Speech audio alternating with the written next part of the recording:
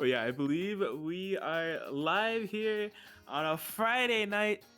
Twitch.tv/Guzman Gaming One, keeping it live and direct with BBTAG and Chill number 37 PS4 Netplay tournament.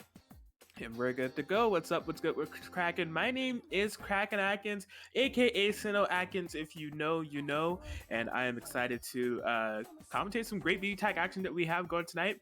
Joining me is a familiar face, a familiar voice, Lon the Lawn Mentator. Lon Lily, how you doing tonight, Lon? I am doing great tonight. I am ready to watch some sick BB Tag action on the PS4. We got a large, I believe, 18-person bracket tonight. Is going to be a very exciting tournament for sure.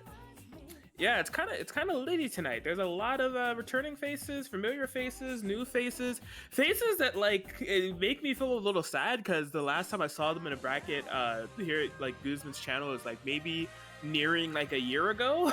So like it's definitely a super stacked bracket tonight. I'm really excited to kind of see all these players kind of face off. I mean, there's like no shortage of kind of action. I mean, with the first match that we have coming up here, Mr. Racer and True Care. So having two players of that caliber facing off here definitely kind of gives you an idea of the type of bracket that we're working with tonight. Just to let you guys know, real quick, part of the appeal is definitely this Matcherino pot, guys. So we do have a Matcherino for this bracket. BB Tag and Chill Matcherinos are back in full action. So if you haven't already, be sure to pull up that Matcherino. Use that code BB Tag and Chill 37 for the free 50-cent donation if you haven't already. Every little bit helps. And shout outs to NCG for hooking us up with the nice $50 pot bonus for straight up to kind of kickstart it. But hey, if we all use that 50-cent code, we can get it to 100 easy. Go do that. Our player would definitely appreciate that. But either way, we'll be getting around to our first set of the tournament, Mr. Racer versus True Care. Here we go. Yeah, as I was saying, you know, there's a stacked bracket, a lot of like powerful entrants. So for this to be a round one match, it really just kind of lets you know the caliber of play we're looking at tonight. Unfortunately, True Care does find the overhead on the teleport, goes for the reset, but fakes it this time, baiting the DP. Yeah, that's definitely a huge find there for True Care. Only catches in the 4K, but still some great unburstable damage to have a half health Susanoo on Mr. Racer's end. Yeah. Ooh, gets grabbed out of his pressure season suddenly in the red head zone. Considering it's, you know, this is definitely not going to kill, but he's got to be careful on the Oki. Nice DP out. Does not opt to raw tag immediately. Yeah, going to be using that cross combo. Now to get expect around. Still has to find a good way to get the Susanoo out. Yeah, Mr. Racer just hasn't really been able to get anything started at all. True Care has been like really on fire with like the Neo play and now the My play, just having some well-constructed offense and good reads. Yeah, nice anti-air. Unfortunately, no conversion, but a good air. And the My will be getting marked. Gotta be careful. Yeah, this is where the tides of the matchup can change completely. True Care has kind of been dominating the pacing of the matchup, but with that mark on the My, even with a kill on Susanoo, things can change rather quickly in Mr. Racer's favor with the right hits. Yeah, Shirogane is definitely a character that can kind of blow up games. Is that gonna actually punish? That was super smart from 3K. Okay. Probably trying to attempt to kill here. Actually, that might kill with the DHT. I think this is a multi-target DHT. Oh, yeah, just barely. Yeah, just the Sliver wasn't able to kill, but the 5C will save the day and get True Care that game one over Mr. Racer. The unblockable, unseeable 5C, and I will tell you what, when my players do 5A, you always gotta expect the 5C, trust me. I've been hit by that way too many times. True, man. It's just the animation about it. There's just something about it that's just so deceptive. Like she does that little somersault, and you're just like, "Hey, what's she doing?" Like it's been overhead all along. It's like, why? Yes. It's a My classic mix-up. It'll hit you at least once. You gotta be ready. So true, but man, yeah, what a nice first game from True Care. Really liking that. Really kind of shows the mastery of Neo there. That Naoto Resonance Super is something that people have a hard time kind of like punishing properly or dealing with just because of how awkward it is and how invulnerable she is. But being able to utilize that Neo teleport so well was definitely very impressive. Will be coming in and getting burst punish. Yogi just True Care opting to blocking out and finds an excellent place to push block. Yeah, got a bit too greedy with the reset there. Mai's gonna be bleeding a bit for this. Not dead though. Definitely in the one-touch zone. And True Care playing very aggressively, very confidently with the Mai, but has to be really careful. One touch will do it. Well, maybe two touches actually. Yeah, it just kind of depends. I'm very surprised that True Care has not been, hasn't been trying to find a way to get Mai out of there. I mean, we have seen the solo Neo comebacks, since the solo Neo play in general from True Care come in clutch, but you know, you want to keep things 2v2 in tag, generally speaking. Yeah, especially considering Neo's damage output as well, it's going to be a very difficult comeback. Yeah, Resonance resources are gone. Just like things are constantly kind of stacking up against True Care. This corner positioning, finding this hit with the Naoto, and now you're a hit away from dying, just straight up. Like, yeah, Mr. Racer just needs to find one good solid hit with the Naoto out, and there is the one good solid hit. All that was needed. We got the marks, we got the Hamon, skulls and crossbones from there. We call that a Ekum Bokum, and that's a game on the board for Mystery Racer. Yeah, I mean, I like the confidence from True Care to really believe in that Mai and kind of persist and not tag her out. It just really came back to bite him, unfortunately. Mr. Ace was ready for that air unblockable option and just forcing that Neo to come in, not only solo, but under such stark circumstances, right? Mr. Ace's team was so healthy. It was only a level 1 resonance, and as you were saying, you know, Neo's damage output is not the greatest. Yeah, for sure. You do not want to be left with 2 full health characters with Neapolitan. It is, I would say, more than an uphill battle. It's more like trying to climb a mountain, but the mountain's flat. Just full vertical slope. Basically. There goes True Care firing away initially here, carry to the corner with his Mai conversion. Yeah, Mr. Racer has been pretty good about not biting on these Mai dives as far as like throw baits are concerned. The problem is they haven't been meeting True Care with a lot of air invul or challenges to the pressure, so it allows True Care to really keep pressure going for quite a while to get those plus frames or refresh their assist resources. Nice cross over by Mystery Racer, but unfortunately drops the combo. Okay.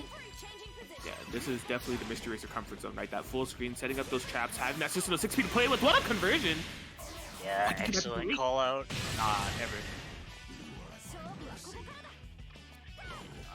Up the solo Mai, still not a good situation, but that almost was a happy birthday. It gets the 2A 5C reset. Not enough to kill, but he's got to be careful. No, yeah, just raw tags out the Susanoo.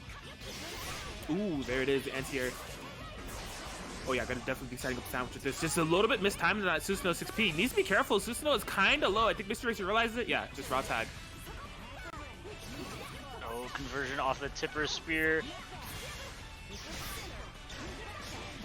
Wow, yeah, fantastically executed there from Mr. Racer. Proper DP, and then the lockdown from there. Gonna be able to get game 2 in their favor now.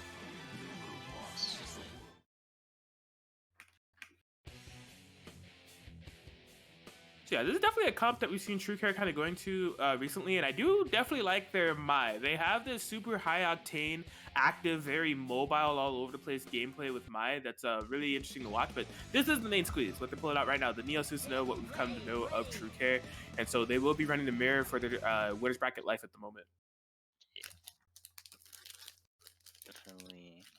It's more tempted to not play any more games, no more, considering that this could potentially be his last set. But see if he's warmed up with this team.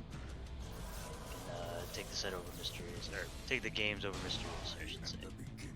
Yeah, I'm interested to see how this works out. I feel like Mai was definitely working out in the earlier games.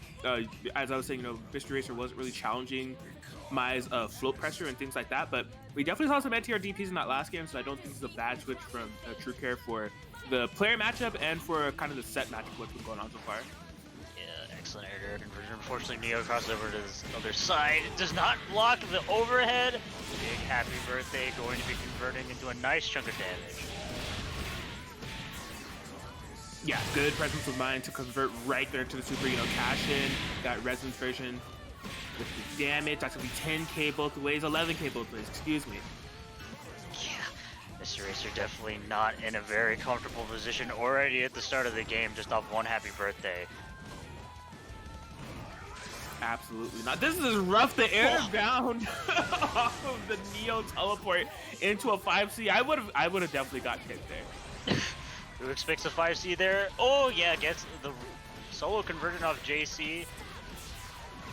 I'm always doubtful if this will kill. Yeah, Shirogane will be going down, and game 4 going over to True Care, tying up the set. Wait, is it tied? I've already lost track. No, you're absolutely right. It's tied up 2-2. Yeah, I had a lapse of memory. I felt like I missed a game, and I just assumed that True Care won that. But yeah, either way, yeah, the set will be tied up now. I was about to say Shirogane. Gosh dang it! This is the first time I've talked all day. I'm kind of, my brain's getting schmixed. I meant to say Mystery Racer. You can call him Shirogane. I'm sure he doesn't mind.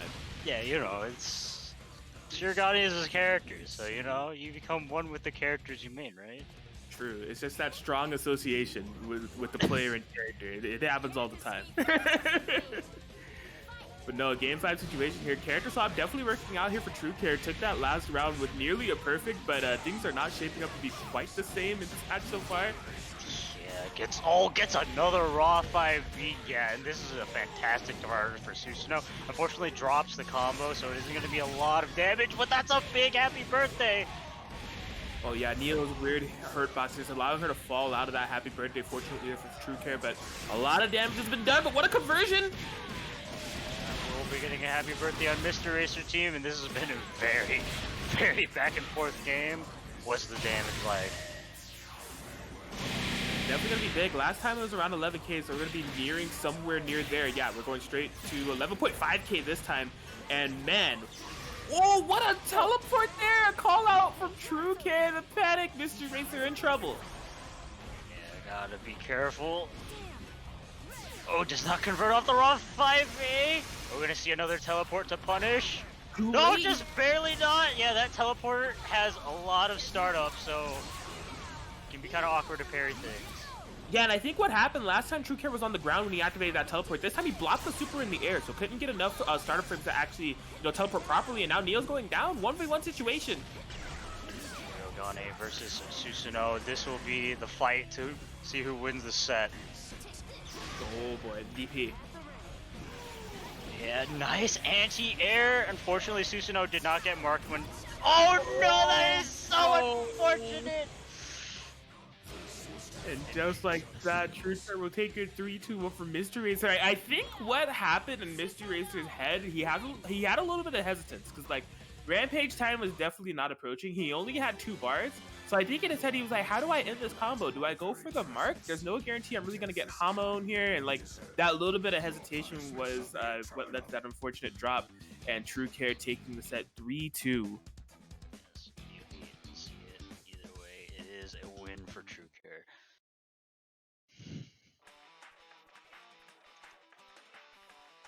And there it is. So True Care will be moving forward in that winner's bracket, joining the likes of a whole bunch of other round 1 matches that we've already had happen. Caterade getting a 3-0 over Royal Rose, Yui getting a 3-0 over Absolute Ego, Omnisize with the win over Adachi Gaming, and Chop Suey with the win over Jade Star 63.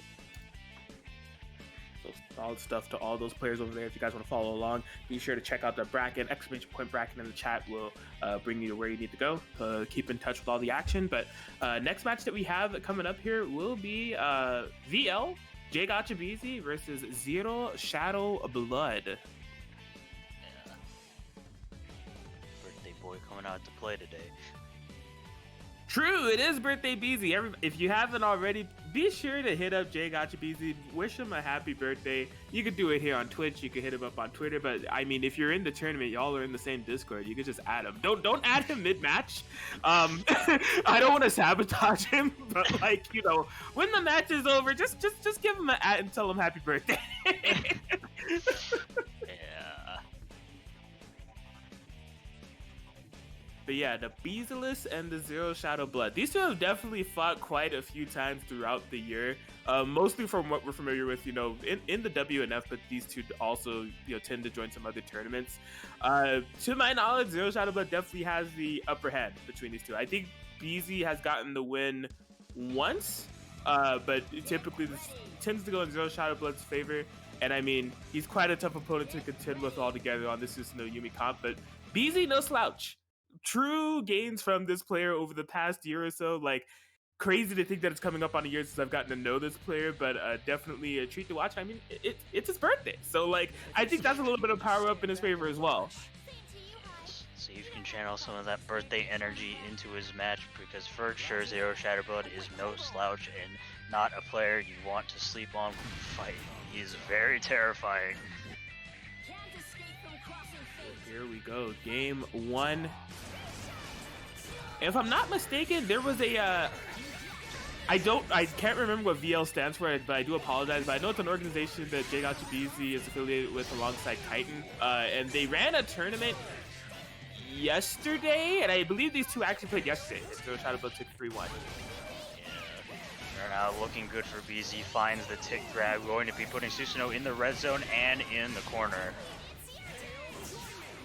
Yeah, this is definitely a great start here for JGotchaBZ. Lots of damage on deck, but man, that is definitely a showcase of one of Zero Shadow Blood's absolute strengths, is that defense factor. On the brink with Susanoo, no push blocks until like when they're needed, and just like some patience, get Susanoo out of there and turn the tide in their favor.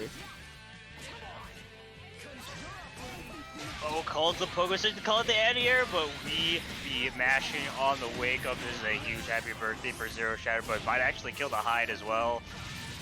I'm not actually sure about that routing. Yeah, I think there may have been something they could have routed to definitely secure the kill on hide, but it all works out in the end.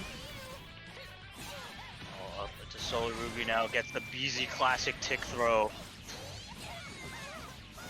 Definitely, the tide of the match was absolutely turned, but these constant resets and the pressure is bringing Yumi into, oh my gosh, trying to bait a burst. BZ going for it all. Yeah, baits the grab, but doesn't believe in it. Yeah, Zero Shadow Blood will be raw tagging out. BZ now activating the resonance, but is now in a sandwich. Just goes for the raw super. That will be hitting Yumi. Good call out on BZ's side. This is suddenly a 1v1 situation. Yo! What side? Whoa! That was ridiculous. All right, big damage on the table. BZ has brought this all the way back. BZ that drops the combo. BZ birthday buzzsaw. The 3 Bs. The 3 Bs coming into play. Sorry, Ruby. Oh my gosh. I had a little panic moment there when he dropped the super, but you know, if there's one way to seal out the game on your birthday, why not with the classic BZ buzzsaw finish? Man, insanity. What a solo Ruby run back that was from BZ. Just like everything worked out. That corner side swap was definitely some Shin Awakening stuff going on there. Counter hit 2B will be starting. There's all. No, I was about to think true player. Gosh dang it, Susanoo play. I'm getting schmixed all day. Oh, the 5P check. Yeah, we're gonna be punishing that burst too. That almost looked like the hide was gonna avoid that. that Yumi super, it kind of be hard to miss. Yes. Yeah, Zero Shadow Blood definitely firing back. Hits the low. Oh, we're gonna be punishing the Ruby for this. She won't be dying, but JGotchaBZ has not been able to escape this pressure since it got started. Just decides to walk back and kind of let BZ get his things going. Yeah, we'll be activating the CC. Oh? No. A lot of projectile clashing. EX neutral skipping. Yeah, just jumps over the snowbirds. Swaps into the Ruby, but gets hit below. Yeah, opts to choose Ruby, opts to choose Ruby instead of Hyde to play as a solo character. We saw this last game, so it's definitely possible. Yeah, it was definitely under more doable conditions, in my opinion. This is a little rough. The Resonance has been activated and haven't been able to get much from it. The BZ Buzzsaw is blocked. And yeah, Zero Shadow Blood is just staying patient. Yeah. Runs up, yeah, just DPs out, doesn't want to deal with anything. Nice block on the sandwich, but does not block the Grand Viper. Game 2 going to Zero Shadow Blood.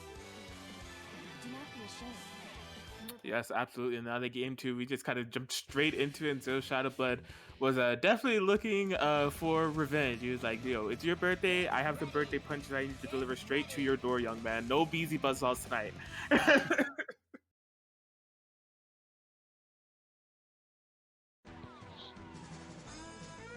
And we're jumping right back into it. No time for intros, game 3. Yeah. Okay.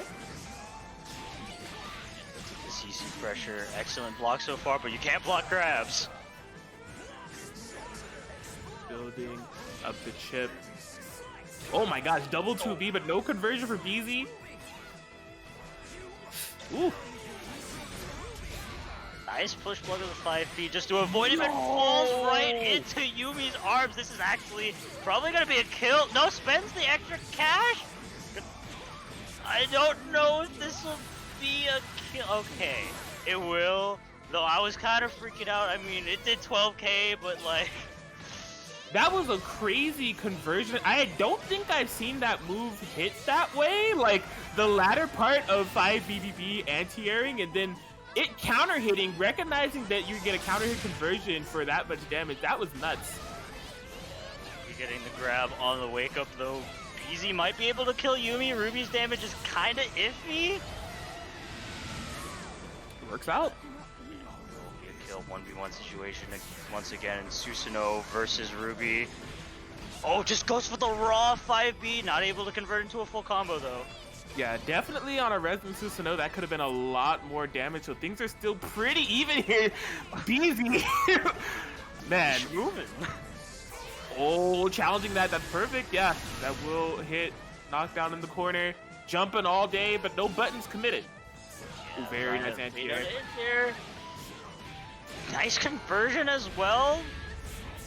Don't think this will be a kill, even considering it's super damage. Just barely off. BZ gotta be careful.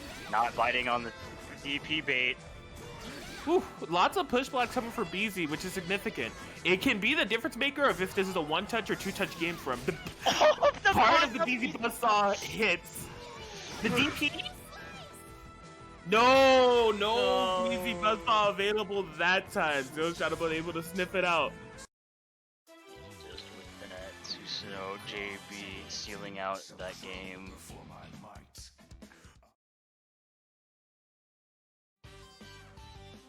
Yeah, definitely a solid closeout there from Zero Shadow Blood to get game 2 on there. And yeah, there was absolutely some significant in BZ opting for those push blocks there, because like it was making the comeback a bit tougher to do, especially since he had to use 2 of them and he wasn't able to make those 2 kind of turn in his favor. He was still kind of stuck in block stun, so what could have been a 1-touch situation or 2-touch situation was becoming like 2 or 3-touch situations depending on what hit. Yes, for sure. Gotta always keep that in mind when you're using that meter for push block, because while push block is a very powerful defensive tool, you do give some of your offensive threat to use it. Actual factuals. Well, I didn't see the game that these two played yesterday, but as of now, it looks like we're recreating some of the like things that happened in that set, because Zero Shadow Blood on the verge of taking it 3-1, doing a very, very passive round start. Yeah, both of them are kind of just waiting for an opportunity to get in. Yeah, one thing I'm noticing about BZ in regards to those push blocks, right? We haven't seen a lot of anti-air button challenges or even DPs. Swap in the Ruby again, get hit by the gun blast, not able to convert. Nice tech. Very nice to come off the Yumi. 6P here for Zero Shadow Blood. Get some corner positioning, watch for breakfast. Oh, the burst, that is not a very good time burst there, amigo. You are in for some big dammy whammy. Yes, for sure. All that was also unrecoverable life. Gonna be a nice chill around 14.3k, I think. Yeah, that hide is not looking so good at Yumi. just dodging DP. Once again, up to Solar Ruby, the BZ Buzzsaw to start it off with the counter!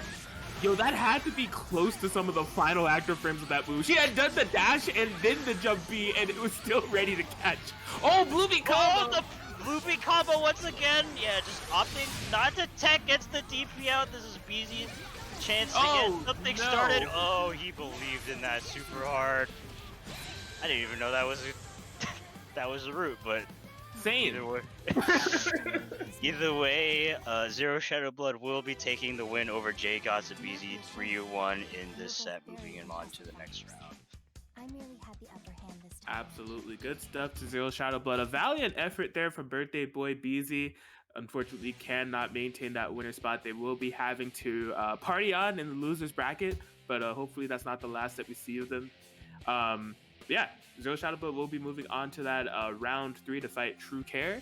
And speaking of round 3, we have a round 3 match coming up right here. Caterade versus Omni Scythe. But before that, y'all, as we mentioned earlier, there is a match arena for this pot. BBTAG and Chill number 37 has a match arena. We're bringing those back here. So be sure to donate if you haven't already. You already know the deal. That free 50-cent code BBTAG and Chill 37 for the free 50-cent donation. Just click that link that's in the chat right now. Light blue contribute button in the top right, signing through a multitude of ways, and you can donate free money to the pot. Be sure to check out the sidebar too. There's like sponsor quests that you can retweet and follow that also donates free money. And yeah, you can do a direct donation if you like. We greatly appreciate it. Check out the marketplace. There's great stuff for sale courtesy of Chitin Books. All the shout outs to Chitin Books for stuff with the latest greatest manga. But yeah, match arena. Be sure to donate if you haven't already.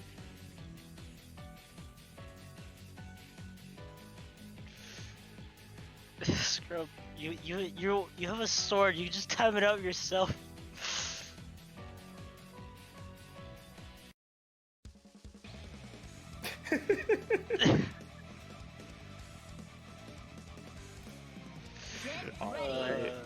We are jumping into things. Caterade on Team Blood Edge has that Ragna, Naoto Kuragane, definitely a player that we're familiar with around these lands. Going up against Omni Scythe, definitely a known player in the anime scene and BBTAG scene. I think in earlier iterations of BBTAG and Chill we have seen around here, because I remember they did a Chie Adachi mirror with Yui, and that was a speedrun clip that was able to be produced here, if I'm not mistaken. But glad to see them back. Even like happier to see the team that they have locked in here. I guess Susanoo. Yeah, that was an interesting round starter interaction.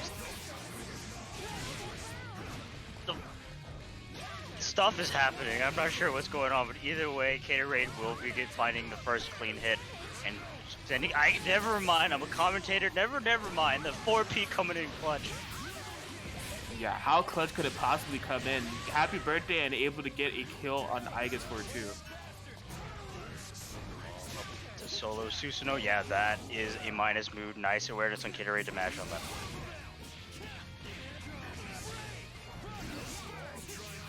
Unfortunately, Omni was kind of down to the Susanoo, has not really been able to get out of the mix and pressure of Caterade here. Caterade just coming up on top in these scramble and offensive interactions. Wow, I love the idea for the wake up throw. It was right. It nullified the mix, but just got checked post throw break as Caterade takes the game 1. Yeah, and I gotta say that round start was super chaotic. We really did not get to see what Omni Scythe had to do. Had with Igus Susanoo there, just mostly out of just always being in a scramble situation and not coming out on top of it, and just Igus went down really early as well. Yeah, absolutely. I mean, Igus is definitely one of those characters that you kind of want to be able to pour your resources into and be able to have alive. I mean, of course, it's BBTAG. You always want to have like all your characters alive, but Igus is a super potent character. I mean, mix-ups all day off the Orgia dash cancels, and man, damage on top of damage. I mean, we've recently seen what Igus is capable of in the hands of like Cax. And like, you know, other Igus players that have been bringing it to fruition. So I really want to see this team. I haven't seen this team specifically. Yeah, same. It seems good in theory. Ooh, force sandwich. Oh my gosh, this time the delayed throw coming in clutch for Caterade. Going to be keeping this as unburstable as possible. Gets the side swap, a nice block and nice DP out. Ooh! Oh my gosh. Okay. Kirigane will be falling out. Goes for the raw super. Is that going to be a punish? Yeah, nice with the slash guide. Oh my god! Oh my god! What? What? I This can't set believe has you been did that kinda Susanoo gross. route and you completely avoided that Ragnar burst. Something will hold baits the burst, and this actually might be a dead Susanoo as long as it goes in cross trade. Yep. Yeah, that's gonna do it. So Omni able to allow for this Aegis to live for a bit longer. Just no Susanoo follow up and a dropped combo. There's definitely some damage left on the table there. Nice 4P catch. Will probably be running out most of this resonance, if not killing. Oh my gosh, mistimed on that DDD. Yeah, you really want to make sure that they're following in the right trajectory for that move to hit, but not to be deterred, the 5 BB starter, Caterade. And we get in game 2 for them now.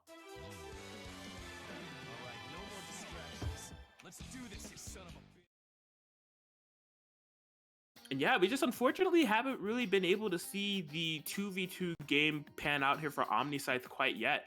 We're seeing flashes of greatness and good decision making. On I liked that wake up throw in round 1 to kind of nullify the mix situation. Just got tagged by that Ragnar boot. It happens to the best of us, and there was almost a nice little Aegis comeback that they were able to kind of mount off of that Orgia dash cancel hit, just a drop combo. So seems like they switched things up entirely. They're going to be going to that Adachi Chie forma de speedrun techniques.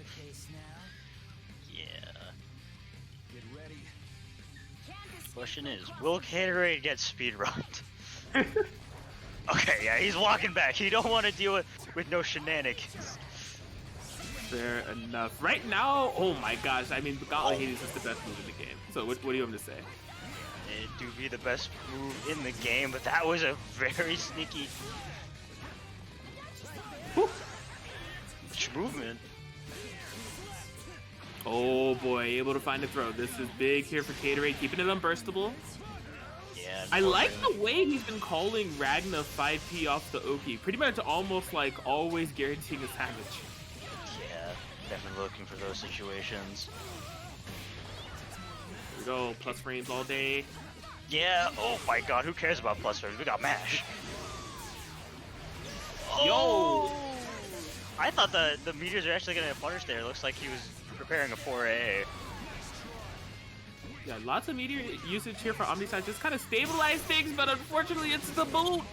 The boot, man. That Ragnar 6A or 5A. It's just, man. Oh my god! Oh, what? Is that a phone steal? I don't know. Is that a hit confirm or a phone steal? I can't tell. I think it was just a super solid hit confirm. I mean, he called the 6P, and he was just like, yup, I'm gonna look for it. If we got the hit, I got the DBD on deck. That was excellent.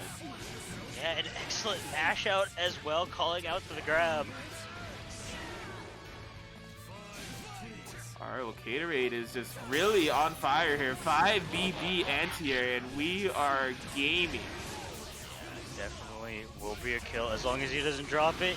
Yes, the DVD will be taking the game 3. Caterade moving on. Solid stuff there, the Caterade with the 3-0 win over Omniscythe. On this team Blood Edge, like Caterade has like such a deep library of characters seemingly. I mean, the first team I saw him use was Labras Sakatsuki, I think, but like we've also seen like Naoto and Azriel and Kanji and Narukami and now Ragnar. Like he like really has like some fond knowledge of this game and these teams, and that was definitely no exception. Looked really solid there in that game, moving up to winners, semis. Thanks, challenge. Yeah. Round 3 former day winners semi-finals. Wait. Is it round? Wait. Yeah, Caterade semi-final. Okay, I can read. I'm gonna blame challenge on that, and not my inability to look and read. Yeah, Nope. That's my OS. Yep, no, it's always valid to blame challenge for getting confused on the bracket. They label winners finals as semi-finals. It's the stupidest thing. So you don't have to hold that out. It's challenge's fault. Don't challenge God. All right, well, we are gonna be figuring out half of the other side of winner semis here off this next match, where we will have Neo Celeste Gaming's own Razo the Sharp going up against Yui, who is another person who I feel like I haven't seen around here in a super long time. Yui was like definitely someone that was kind of constantly showing up to earlier BBTAG and chills. I think has won a couple, if I'm not mistaken, but super strong player. Interested to see what they're going to be bringing to the table here. Yeah, and apparently Ragna is on that plate, because I have never seen Yui pick up Ragna before, but here he is. Ragna the Blood Edge being played by Yui. I'm very interested to see how this goes, especially with the Ragna Chie Gauntlet. Oh my god! Gaming. Yo? This is a Ragna King gameplay. Oh my god. Double grabs? DPs? Yui's definitely on something right now, and it's definitely gamer fuel. I'd say so. Yo, the reversal. Oh my god! Oh my god! Oh my god! What is... I thought it was... I'm not gonna lie, there was 100% of phone steal. Okay, that is normal. What is Yui on right now? What? Gamer fuel punishes the new 5A. Drops the combo, unfortunately, but we're still moving in. Yeah, I mean, the offense and just like constant decision making here from Yui has been really hard to keep up with, but it may be catching up with the Ragna goes down, the solo Chie, very nice active swap, no confirm for Razo. Hamo just trying to stabilize this mystery monster. That was like the biggest call out with the Hamo.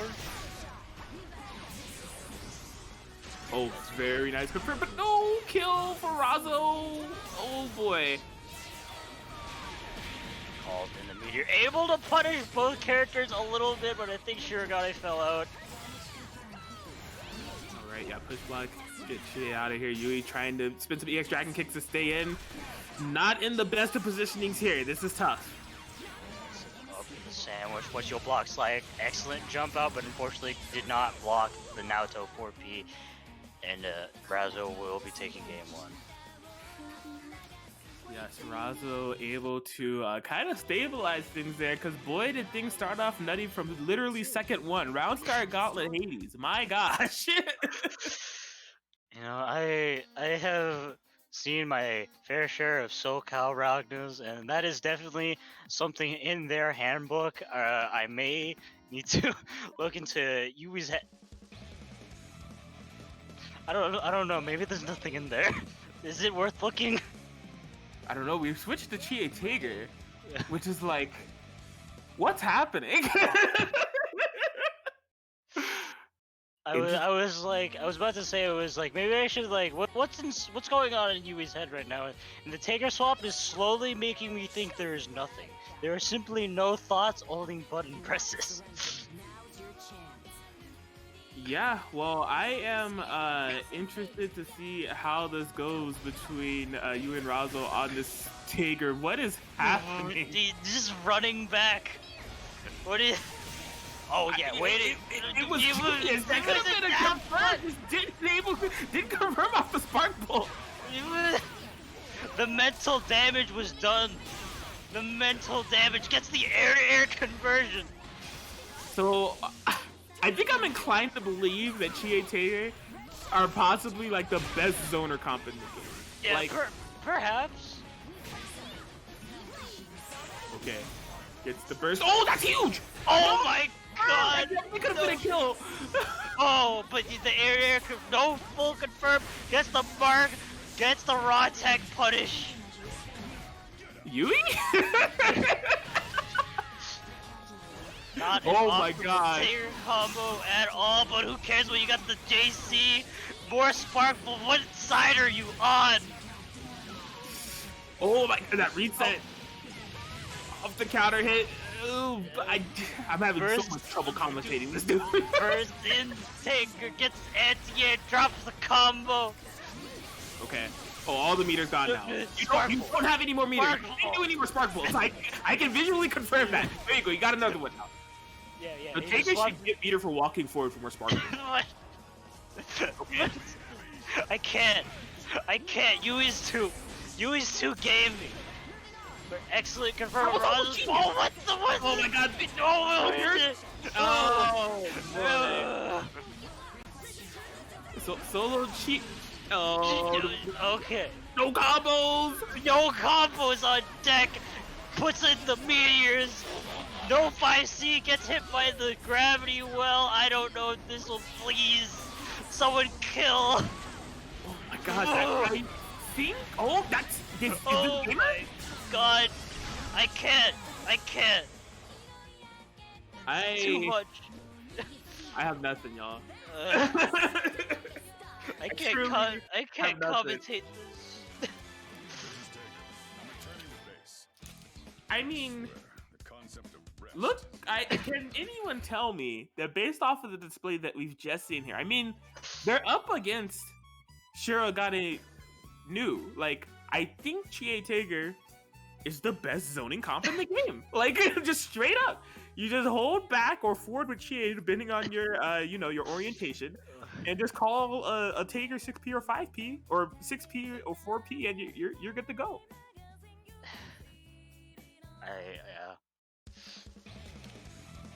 Razo will be sticking with the team. He was doing well with it, despite all the chaos and me not being able to understand anything that Yui was doing.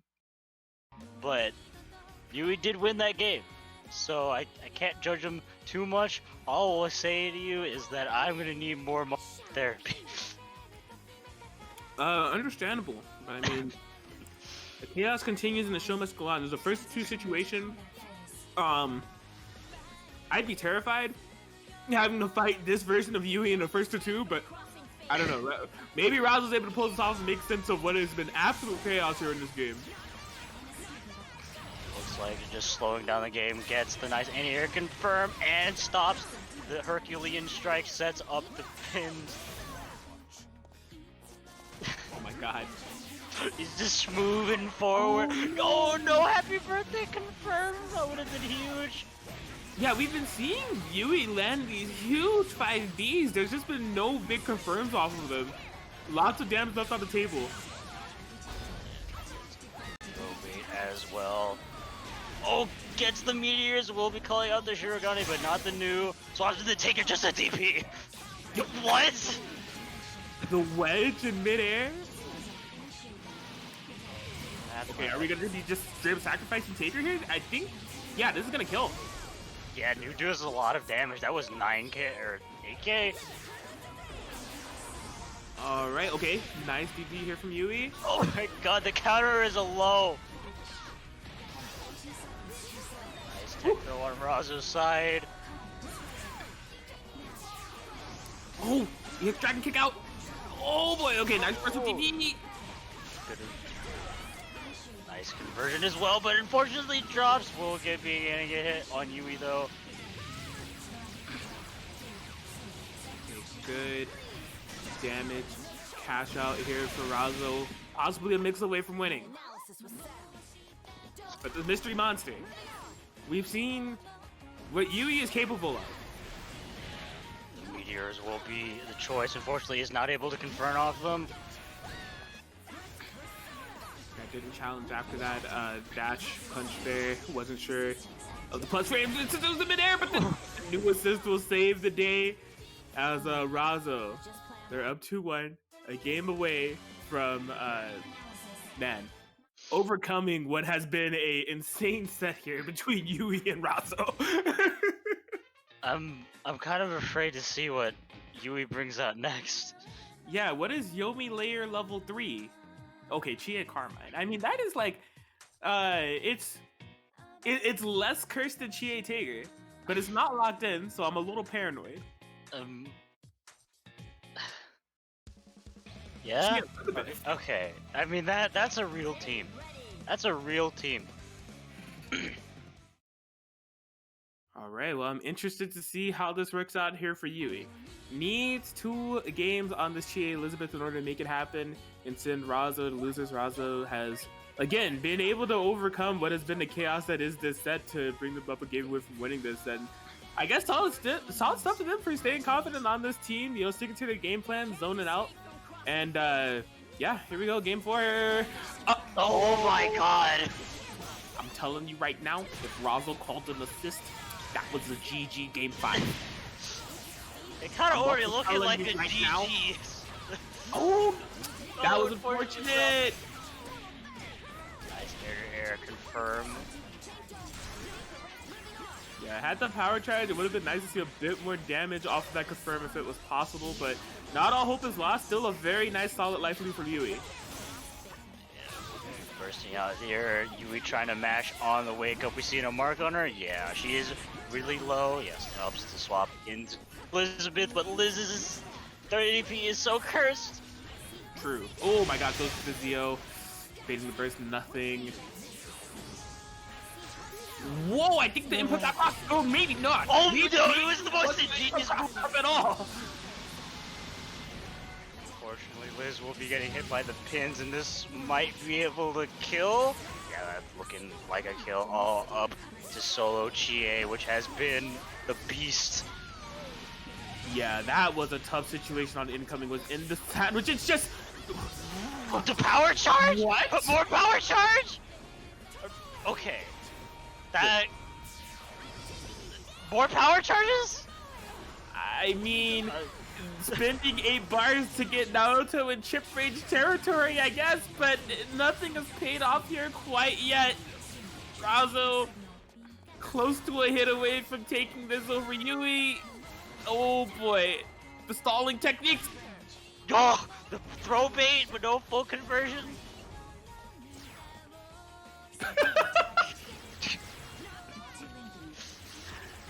And I mean, what's gonna be done? I mean, Razo doesn't need to commit here. In fact, it's risky to do so. That's Chie Satonaka. So it's up to Yui to try to figure out a way around this. I've been in this predicament before. I see myself with Yui here. Just like, I gotta make something happen.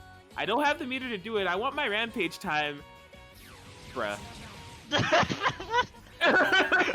If that killed because Yui took their hand off the controller, what's up? The question is, like, why Razo didn't confirm? I don't know either. There it is. Okay. And so it works out. The long con for the rampage time to try to stall for resources. A valiant effort there from Yui. But the optimal down techniques and patience is what seals it at the end of the day for Razo as they take it 3-1 over Yui, and will be moving into that top 8 territory. And we know who their opponent is. They'll actually be faced up against Zero Shadowblood, who was able to take a 3-2 over True K. Yeah, and while Yui lost the set, I think I lost a part of my sanity as well. Yeah, that was some eccentric gameplay from Yui. It was something to watch. There were definitely some situations there that almost panned out, but yeah, what a game. What a game indeed.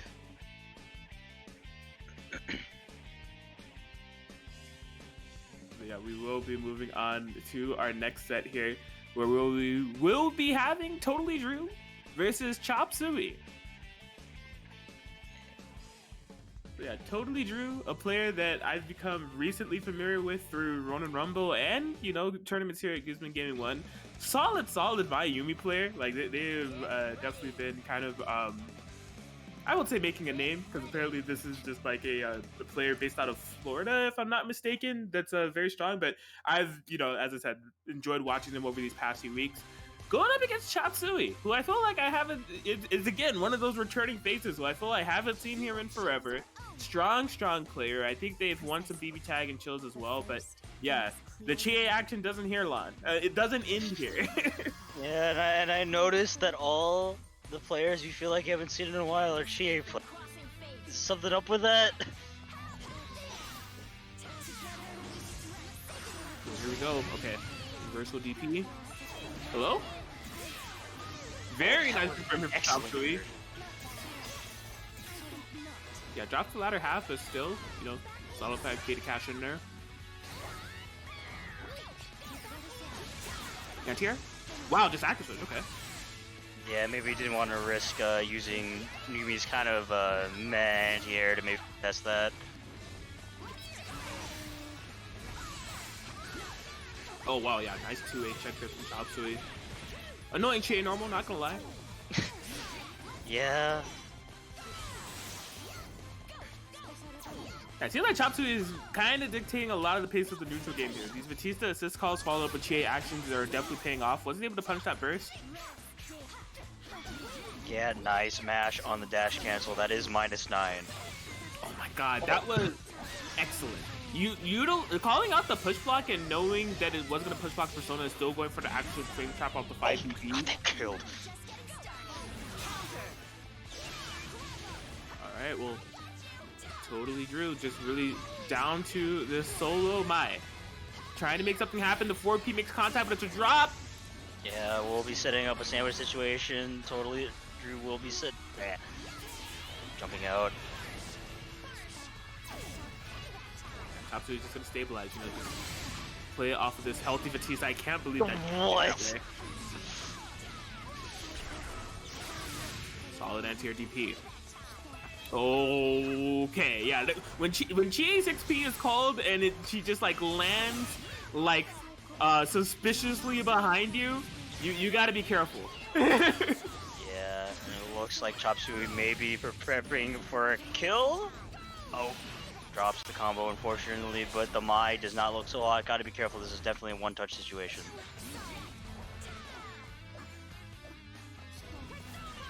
Oh boy, hops in, and there it is. Yeah, off the push block, able to get that laser. And Chop Suey will be taking the game 1.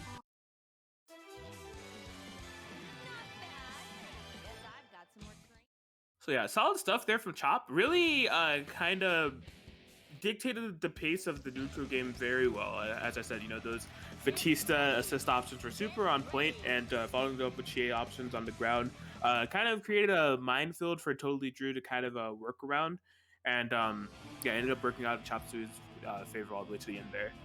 Yeah, definitely. Batista assists were definitely a big part of why Chop Suey was able to win that game. Precisely.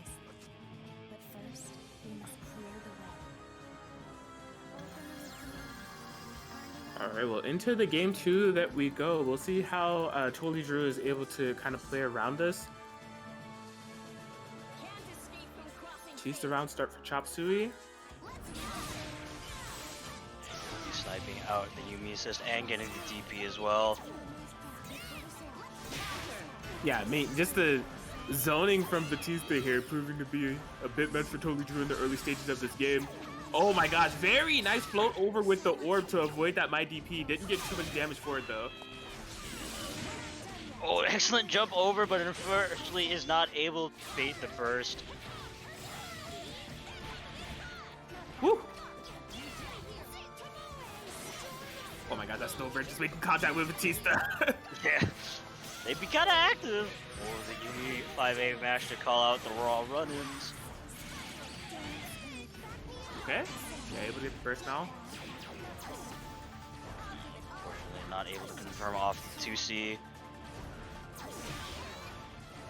Yeah, and I mean, this has really just been a display of complete and total control here for Chop Suey. You know, despite some of the drop combos and everything, they haven't really looked at a point of like sweating or anything in terms of matchup. Yeah, able to avoid the DP assist as well. Baits the DP.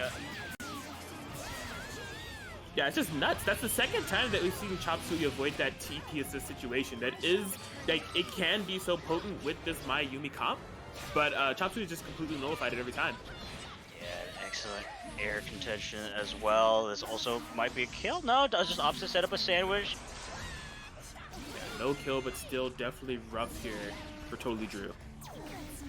Sure. Okay.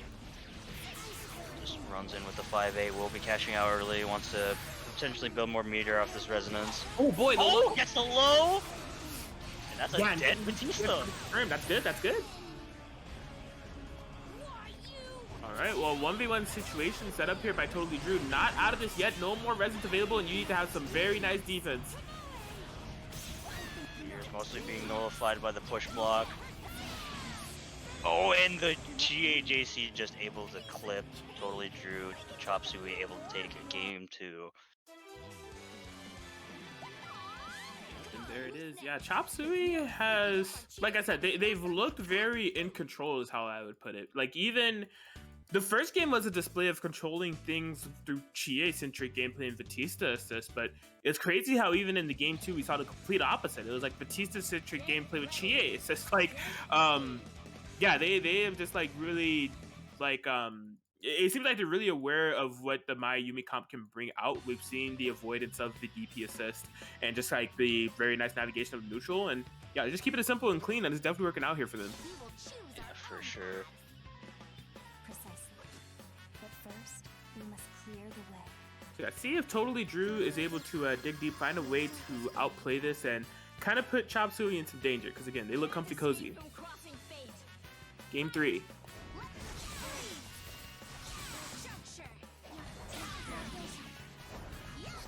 He's not able to convert it to full air, but just dodging and able to punish the spear throws. Oh Oh, my Setsu, God, I the didn't even know she lockdown. was on that side. Does not punish the DP. Yeah, Chop Suey will be DPing themselves. Mai swaps up to Mai. Yeah, crazy interactions here. You know, despite some of the drops that are coming from Chop Suey's side, it almost like doesn't matter. They still find a way to maintain the pacing of the matchup, to keep the pressure going. Like, capitalize off of their mistakes and Totally Drew's mistakes. It's just pristine play. It's so clean. Yes, for sure. Okay, this is totally Drew's chance to start. Gets sets up the sandwich. Gets hit by the low as well. Oh, that's so unfortunate! But Chop Suey will be dropping the combo. That was almost a dead Mai. Yeah, I'm sure Totally Drew is happy about that drop. Still, this is a very tough situation. Just hasn't. Look at the diamonds. Like, Chop Suey has been completely dictating the pace of neutral. 4 Resonance Diamond. Totally Drew just getting their 3rd. Oh my God, the burst. Big dammy whammy here for Chop Suey. Oh, not able to get the 4A pickup. That might have been a kill with cross raid, but just sets up the sandwich. It does not take out the Yumi. Yeah, that is the thing about Chop Suey. Although it's been a solid showcase of winning neutral, there hasn't been a lot of conversions, and it seems like one situation, one mistake has finally happened for Chop Suey to bring down a dead Batista. They're on solo Chie, but a good life lead. So that does kind of play into how Totally Drew can play around this. You need to be careful about all shit. That was the next sentence I wanted to say. And gets punished by the meatballs, able to full confirm, and Chop Suey will be taking the set 3 over Totally Drew. Very nice stuff there from Chop Suey. Again, simple and clean. Like, there were definitely some conversion opportunities there that we didn't see the full realization of, and a couple of things that I think could have been cleaned up as far as confirms, but it didn't matter. Like, just the core gameplay was so strong there from Chop Suey, just, you know, shined all the way to the end there and allowed them to still get that set.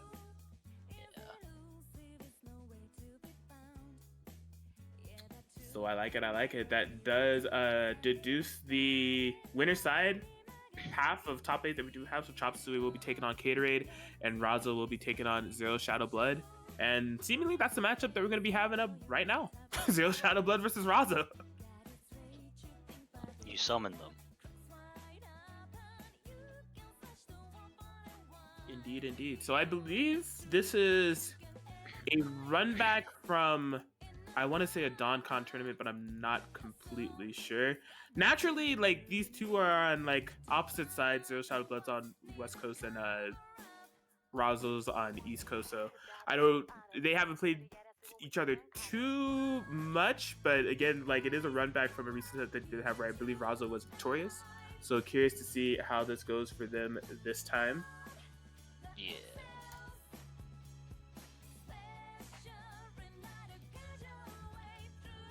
Yeah, of course. You know, if you guys have been enjoying BBTAG and Chill number 37, something worth mentioning, you guys are going to want to follow and support Guzman on all of the socials, you know, Discord, Twitter, and YouTube. There's VOD footage of all these tournaments posted to YouTube, so you definitely want to keep in touch with that to catch original anime content as well. I mean, he also posts like some GZS tech videos, and so there's some more to come. So be sure to support Guzman Gaming on those socials. And yeah, if you've really been enjoying the tournament, I mean, you should probably stop by the Match Arena if you haven't already. You know, use that code BBTAG and chill37 for the free 50-cent donation to the pot. Appreciate you if you've done it thus far. The pot has moved up to $53.50. That's good, but I think we can do better. So definitely use that code if you haven't already. There's even more ways to donate free money. You know, check out that right sidebar there. There's plenty of subscribe, follow, and retweet sponsor requests to donate more free money to the pot. And yeah, if you want to do a direct contribution, like NCG Esports has done for us, we greatly appreciate that $50 pop bonus. You're more than welcome to do so. We greatly appreciate it. And you can even receive stuff for that free donation if you check out the bottom of the marketplace there. Chitin Books always hook this up with the latest and greatest manga in the land. So yeah, Matcherino, if you haven't already, that code BBTAG and chill37 for the free 50-cent donation. Yeah, make sure to support our players tonight. I'm sure they'd all appreciate it.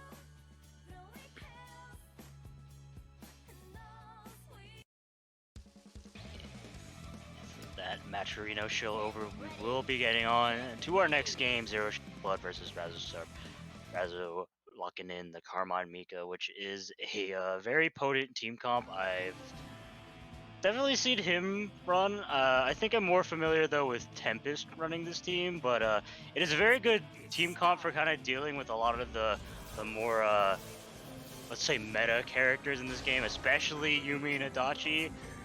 Both characters deal with both those characters really well, and I suspect that this is a pick to kind of snuff out Zero Shadow Blood's Yumi and potentially kind of just stop Susuno's offense just with the screen presence of Carmine. Yeah, we'll see how it goes. So far, so good here for Razzo. Definitely just taking a lot of pace to neutral. Very nice jump out of that silent situation there for Zero Shadow Blood getting started. Nice block on the after swap, but just gets caught in a strike throw situation. It's throw this time.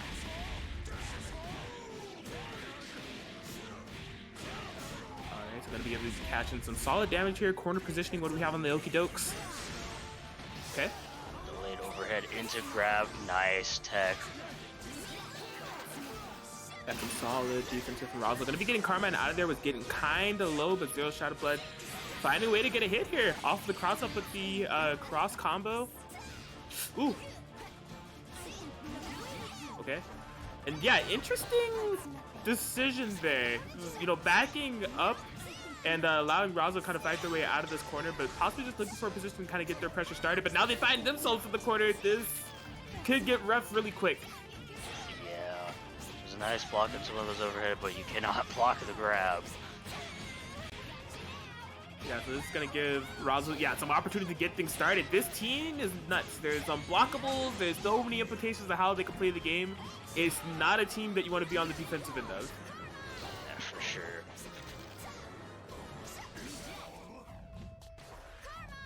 All right, one thing is, though, Razzo's been playing pretty confidently with this Mika up front. She doesn't have the highest of health in the moment, but it seems like this, flying over, calling these Bs with Carmine assist is really working out in their favor so far. Zero Shadow Blood has also been using a lot of meter on push blocks, so there's not a lot of threat of just being able to get a raw super or grab just to kill the Mika as well. There it is, yeah, Zero Shadow Blood going to be opting to bring in that Yumi. This is really coming down to the wire here. We've actually been at Rampage time for quite a bit, and I didn't even realize it until now. Yeah. Razzo's Carmine not looking so hot, has to find a way to get him out, and that will be calling him out, but it will be a trade, Mika versus Yumi. I liked the idea from Zero Shadow Blood. I think they thought that slash was going to also hit Mika, and if it did, that could have possibly been the game. But yeah, given that trade, it's just solidified a 1v1 situation here. And the falling button makes contact. Could it be? DMC, we hear it. The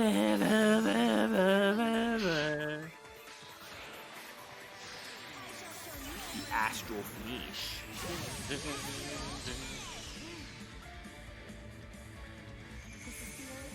Yeah, solid stuff there. Zero Shadow Blood able to take that game one and not crack under the pressure there. There was definitely, like I said, I don't know if they expected that situation to kind of go in that way with the Susuno whiffing on the Mika and then it becoming a 1v1 situation all of a sudden.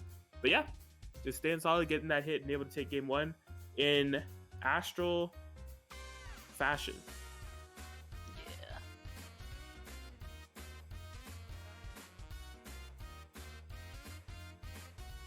Yeah, no team comp swaps here from Razo. Rightfully so. I think the Mika Carmine was getting kind of potent in the neutral for a bit. So I don't blame them for not switching to any other team comps here. But I mean, Zero Shadow Blood was able to persevere and find that game one regardless.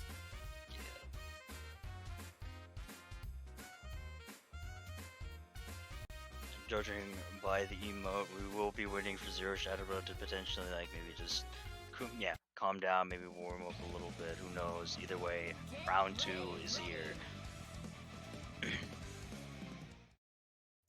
Indeed, it is. So yeah, the question will be how will Zero Shadow Blood be able to kind of fare in the 2v2 game, because we're back to neutral territory. You know, both characters are back at their full health and resources, and when it was that way before, Razo was definitely dictating a lot of the pace. So see if there's any adaptations made to kind of nullify that at this point.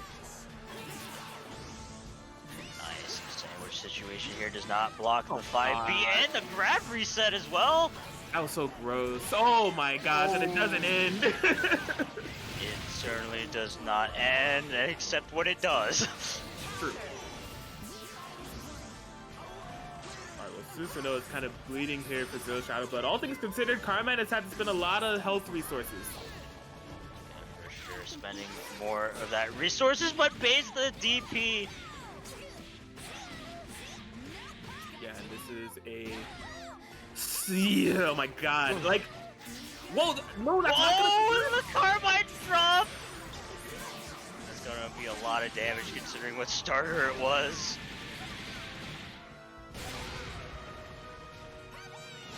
Nice, solid 10k. Oh, that's huge. Gets the grab, and suddenly a game not looking in Zero Shadow Blood's favor is suddenly a 2v1 situation. Ooh, okay. Gonna be activating the residence here. God!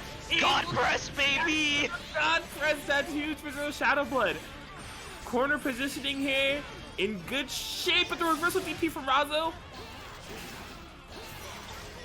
Oh boy, this is rough. The cross up low. Cashing in. Can he go? Yeah. I'm not sure if he could have rooted in a cross raid. Yeah, that was smart from Razo to not just fall into like an air blocking DP situation and stall with the EX pinwheel, bringing this to a 1v1 so tense here. Oh yeah, it's a one-touch situation. Oh, and the throw for Razo! Grab started with no meter, so it's not going to be able to kill, but we'll be getting some life, barely any life back. Yeah, it's still a one-touch situation. Yes, and the jump back EX Snowbirds is able to clutch it out there for Zero Shadow Blood as they take the game too.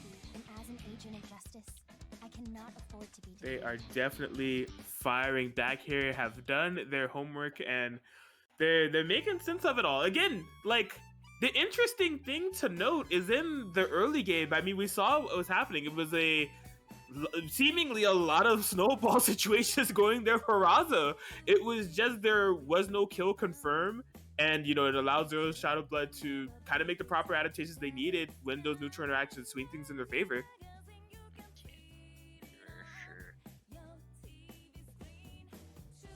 Looks like Razo will be swapping over to Merkava Hakumen. Sorry, what were you gonna say? Yeah, that's basically what I was gonna say. Switching to team Razo the Sharp. If you know, you know. Merkava Hakumen. And yeah, man, this is definitely one of those Razo comps that's super potent, very, very strong on it. We've seen him perform with this time and time again, and they're pulling it out in a situation where they need to reverse sweep. So definitely pressure is on Razo here to kind of make that happen, whereas Zero Shadow Blood is a game away from locking in that winners finals territory.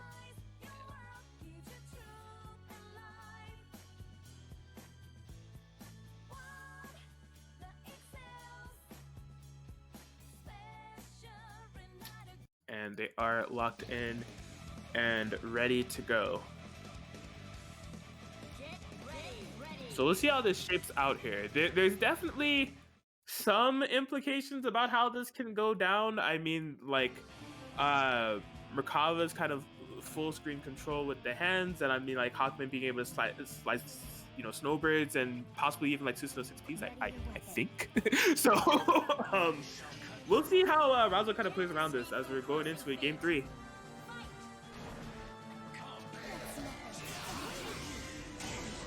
Okay, yeah, push block burst to start things off. Yeah. Oh boy. Oh, tries the beta reaction there, but Zero Shadow Blood staying strong and just getting a low for his troubles. And there it is, able to get the burst, getting some damage here on Rakava now. Actually setting up a corner Oki off to push block, but unfortunately, probably maybe missed a Grand Viper input. Yeah, that was not a safe active swap off of Susanoo. Fortunately, there wasn't too big of a punish. Oh yeah, we're seeing it come to fruition right there. Able to swipe those projectiles definitely has a huge implication on the matchup. Sure, does not block the Zantatsu, and a nice conversion on Razakar with the Merkava Glide. Oh boy, that's huge here for Razo. Can't make it unburstable, but goes for a burst safe conversion. Just a drop, it's only 3.4k.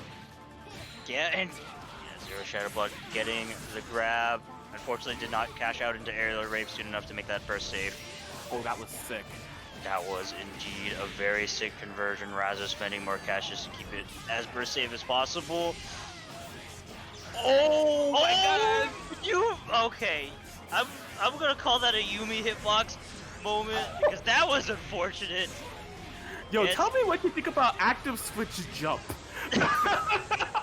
I like now, to be fair, so that's kind of funny that match ended that way, because I think it was supposed to be jump C active switch. That makes sense, but like still with it being jump active swap, they created some pseudo plus frames for Razo, and he got a strike throw scenario anyways, because it's like if you're in that situation on defense, you're probably expecting jump C, or like you're seeing the jump go into the active swap, and so Zero Shadow Blood ended up respecting it, even though there was nothing to be afraid of, and Razo gets their first game on the board in this set. What a way to get a game, right?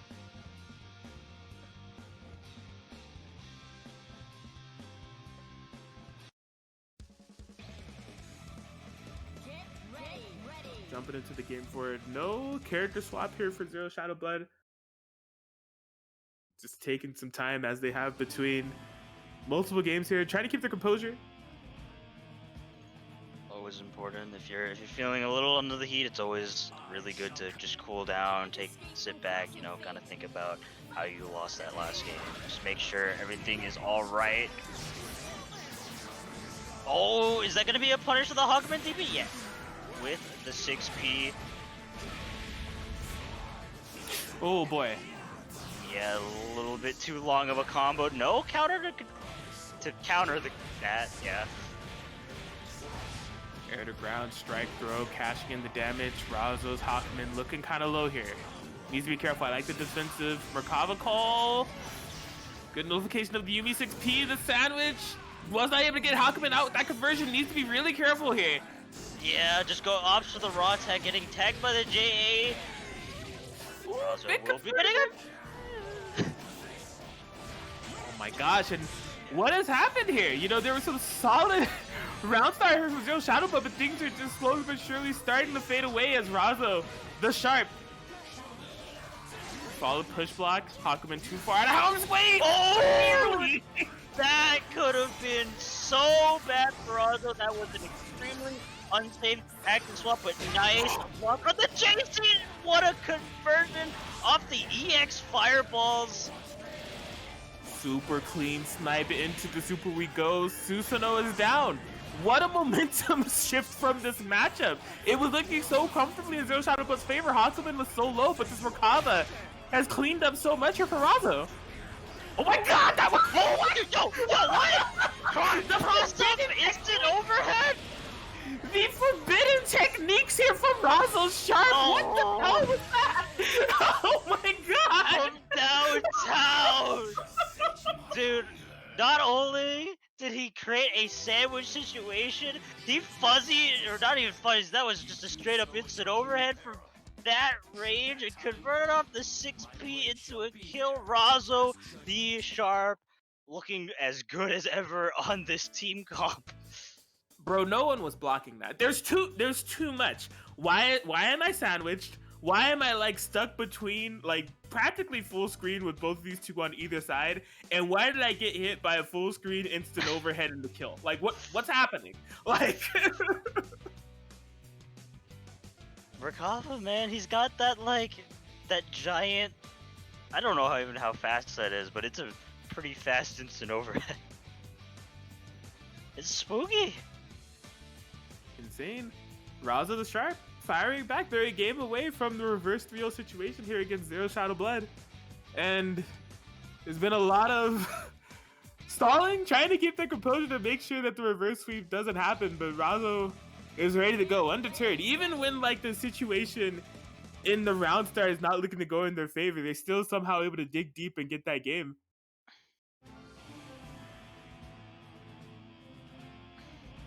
To see if Zero Shadow Blood is able to dig deep and tap into some of that magic they had in the first two matches to stop this reverse sweep here from Razo.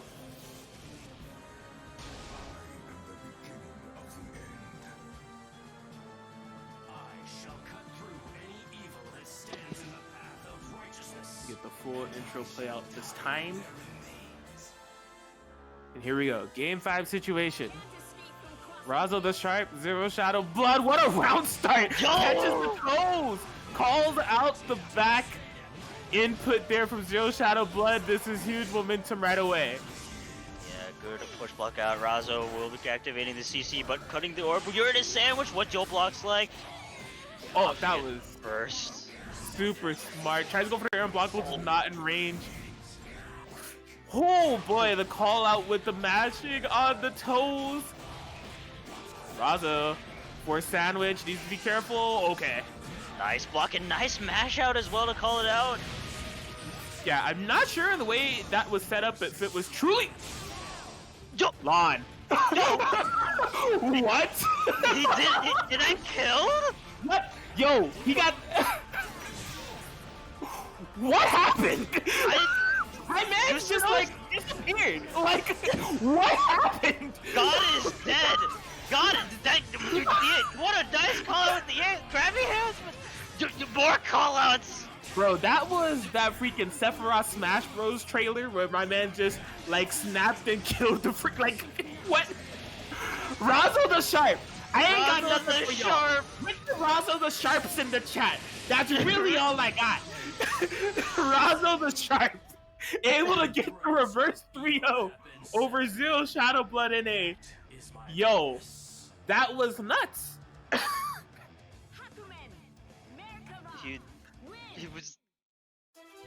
He did the super. I don't know what the forward super of Hakumen, and I was like, oh, he's in a sandwich.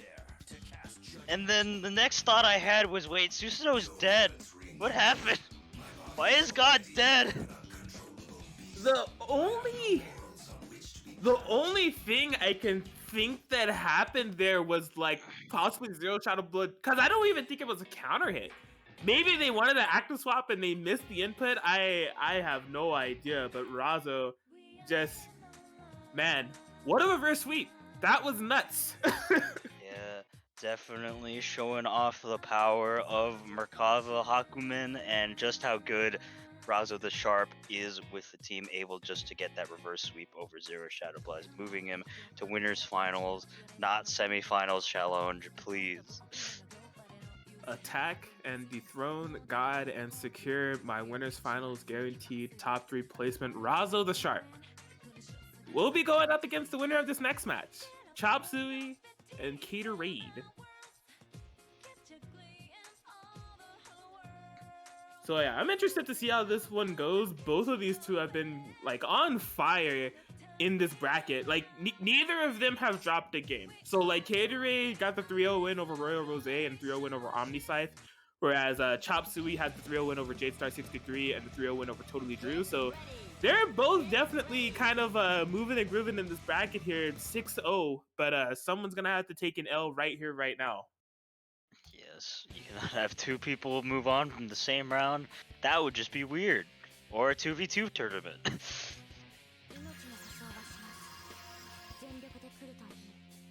Well, Here we go. It's time to go. Chop Suey staying on that Chia Batista comp that we saw work out so well in their match previously against Totally Drew. Whereas Caterade on Team Blood Edge, Ragna Kurogane, as people in chat are calling it Meta Raid in honor of Metallics there.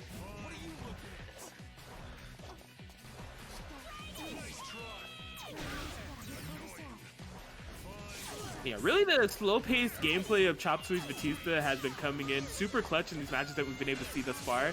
Comfortable playing the full-screen game. Oh, no active swap. Yeah, just getting hit by the raw 5P, able to get a conversion. No burst out from Caterade though. Nice take on the grab, but the 6P was covering it.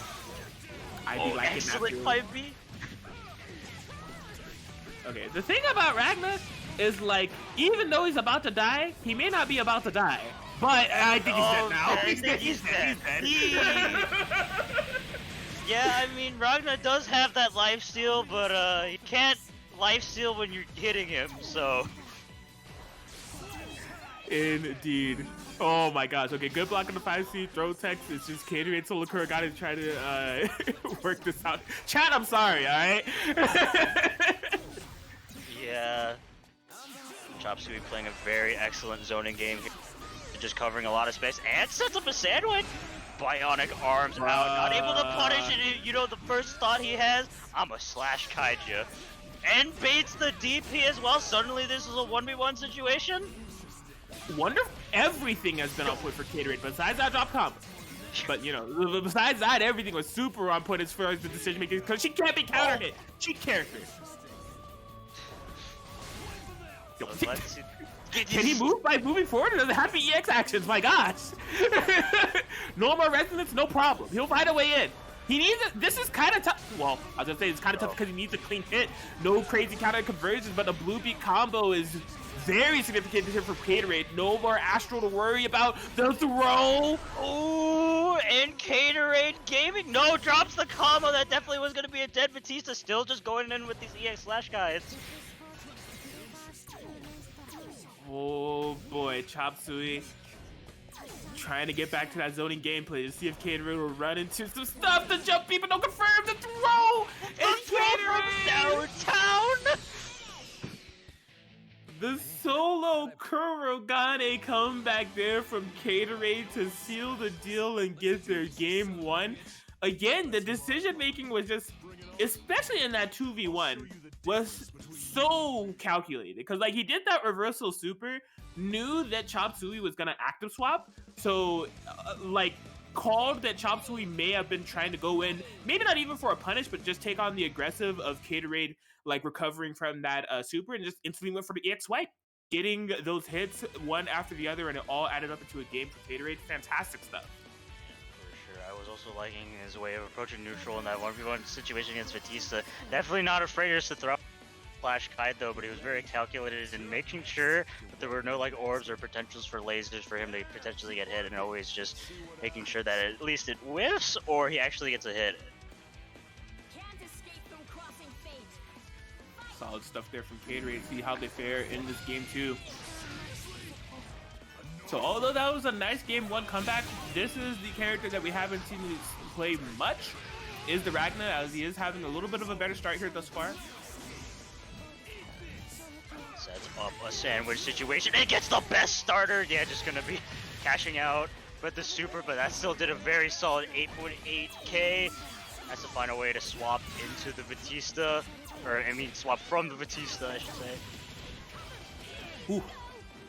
Yeah, the awkwardness of the CC kind of messing up the combo. Man, yeah, what a pickup. Unfortunately, Blue Beat, but still casting a good amount of damage. DP Ender trying to get a force sandwich. The 2B starter. I think he might have expected a counter hit or something there. Oh boy. Ooh. Keeping it all burst safe. Yeah, we'll be taking out the GA 2v1 situation. Oh my god, I like it. The low check with the 4P behind, where you're gonna go, what you're gonna do, I got you locked down no matter what. And Caterade looking super solid in the set. He's up 2-0 against Chop, now a game away from locking in that winner's final spot. Alright, no more distractions. Let's do this, you son of a bitch. That's my line. Bring it on. So yeah, I'm wondering how Chop Suey is feeling about this here. We do know that they also have an Izuyoi that they swap to from time to time. If I'm not mistaken, there's also a Ruby that they have access to. The question is, what do they want to lock in? And they will be going to the Izuyoi as the pick for what they need in order to make this reverse sweep. Yeah, for sure. The zoning game plan was not working as well compared to some of the earlier matches I think we saw against Totally Drew. So opting to switch over to a much more character, maybe trying to see if you can lock down Gatorade. Yeah, my only concerns about the Izuyoi swap is, I mean, something that you always have to keep in mind when you're playing against Kurogane, bro.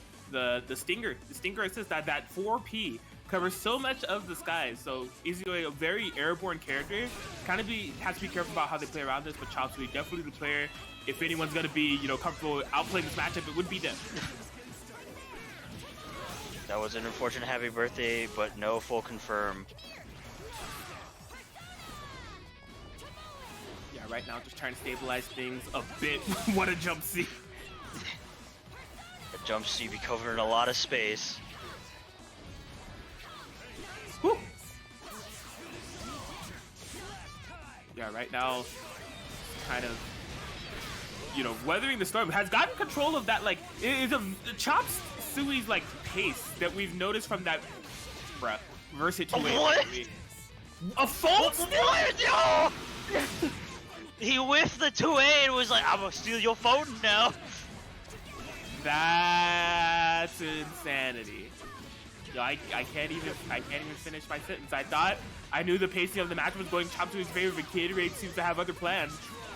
Yeah, sets up a sandwich, but nice block so far. Keeping it patient, activates his own cross combo.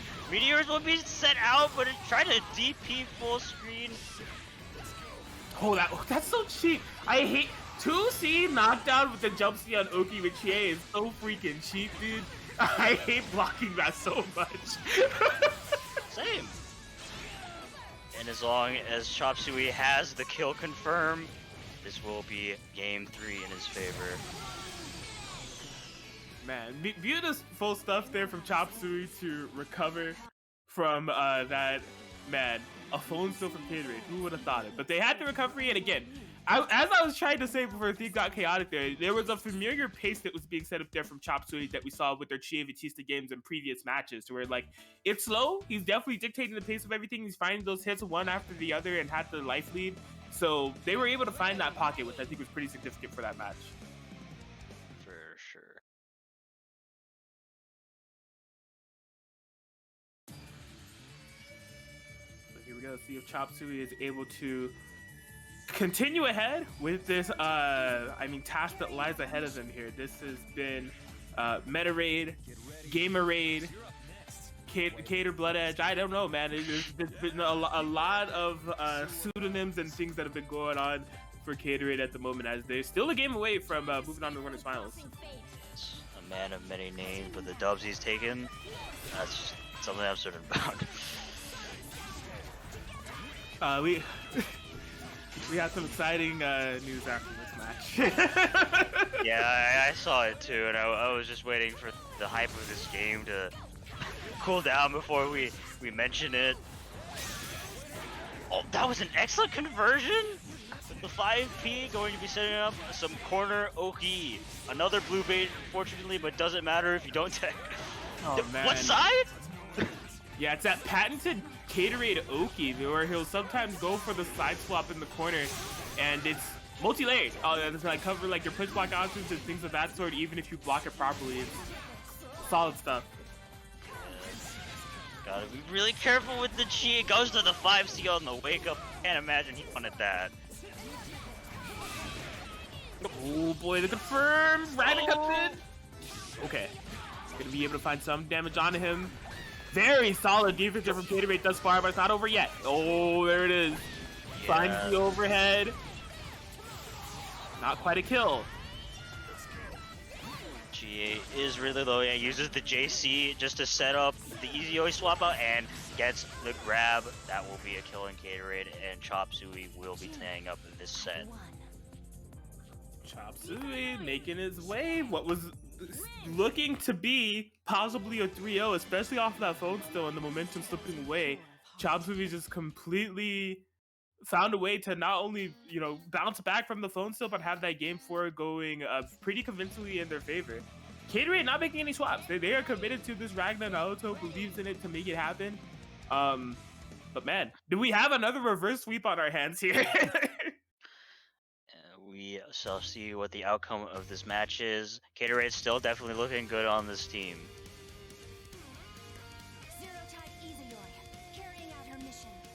Yeah, here we go. I mean, I had my doubts about the Izuyoi pick going into Kurogane, but like I said, if there's any player that's going to be familiar with that matchup and, you know, able to navigate such a dominating neutral assist, it would be Chop Suey, and we're seeing just that. That 4P hasn't really played too much of a tail in the matchup so far yet. Yeah. Oh, yeah. Excellent call out with the Izuyoi buttons to potentially call it around start 5A from Ragnar. Yeah, absolutely. Just setting up the zoning here. Chop Suey. Nice confirm off the Izuyoi Fireball. Will get the counter hit confirm. Will be first punishing. Yo, we got the gamer Izuyoi roots? Yo, Fullman's proud. And gets the side swap combos. My god, beautiful stuff here from Chop Suey. This is not a situation you want to be in if you're Caterade. Spins the push block. Finds a way out of the corner, but it's not over yet. Tia Dragon Kick, you gotta be so careful. Yeah. Overhead still coming into play. Ragnar getting tagged, and this does not look like a good situation for Caterade, but it just goes in with a raw Phantom Pain. My gosh, Chop Suey cleaning it up, taking out the Kurogane. It's just solo Ragnar here for Caterade. You know, as I was gonna say in the game 1 before we instantly proven wrong, you know, just because Ragnar is low, it means nothing. This character's comeback potential, lifesteal potential is super high, but you gotta get in and find the hit, and Chop Suey, well aware of it, not allowing it to happen. Yeah. Who unfortunately is not being able to build the CC bar in order to potentially kill. Run up DP! Oh, going to phone! Are you kidding me? Run up DP, run up phone still. What else do we got, Caterade? You need a miracle and a half to make this happen. There's no way you're gaming this hard. Yeah, he sets up the sandwich, gets his low, but no full conversion. Setting up the meteors, and the 5 will get punished, and Chop Suey able to make the reverse sweep happen. Yes, indeed. Chop Suey 3-2 over Caterade, locking in that other spot of winners finals where they'll be going up against Razo. Guaranteed top 3 for both those players there. Congratulations. Strong stuff. And again, a strong showing off that reverse 3-0 sweep over a chaotic Caterade who's not out, but they will be going to the loser side of the bracket. But yeah, as I said mid-match there, I have received a ping from the voice of God that there is an announcement. Now, don't ask me for the details. I don't know how this is working. I don't understand the meme.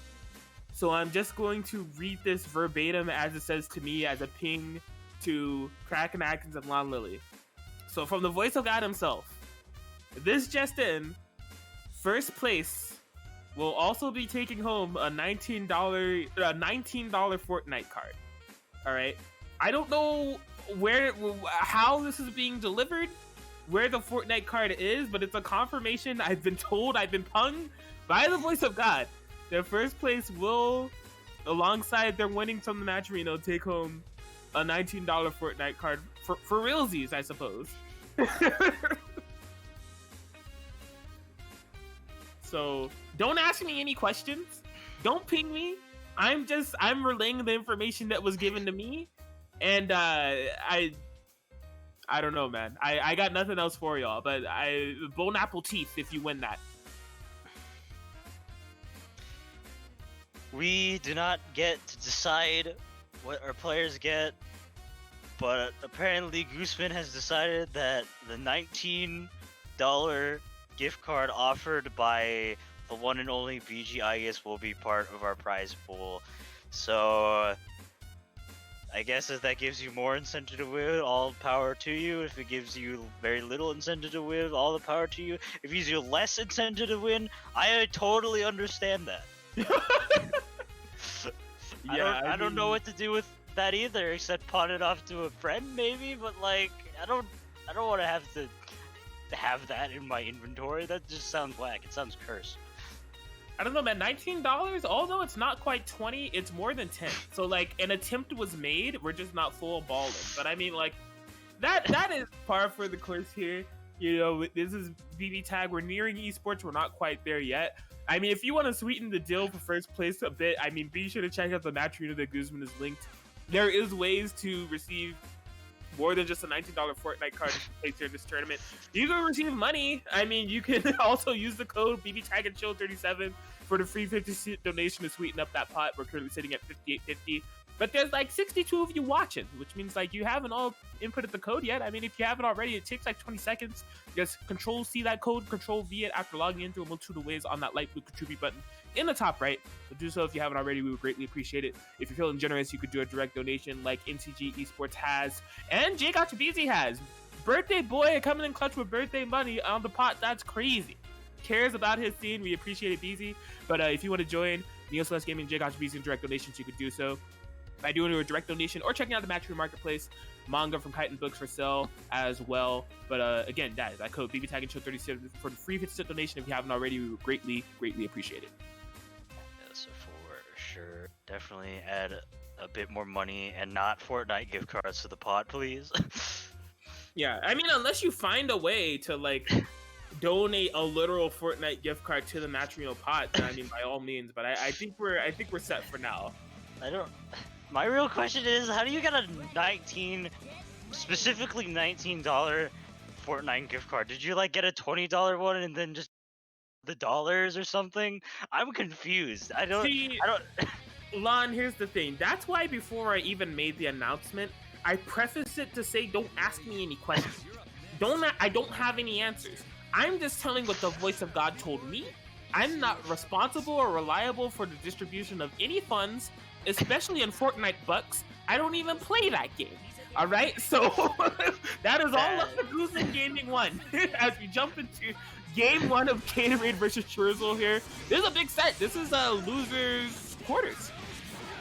Yeah, and so far looking good for Gatorade. Found the cross up 2C, and that is a huge chunk of damage. Okay. No. And gets the grab as well, but unfortunately misses the DBD. Yeah, so winner of this does move on to loser semis to fight Totally Drew to figure out who's going to end up in that top 3 positioning. A chance to win a Fortnite $19 gift card. Jumps into the B, Zio. Oh, really clean hits confirmed, but will be getting the burst abated and punished. Oh my gosh, the Blue combos have been all over the place tonight, seemingly. Like, I feel like I've been seeing more than usual. It's weird. It's, I guess no tech February or something. Yeah, see, didn't take the grab either. True. You're absolutely right. That was a commentator's blessing right there. Exactly. Oh, Yosuke will be sniping out the Kuragane 6-speed, sets up the BZO pressure. What side is Yosuke on? Iron? Yeah, and I feel like that was actually a bit of unfamiliarity coming into play with Ragnar from Gatorade, because I don't believe that was a free BZO setup. I think Carnage Churches would have beaten that.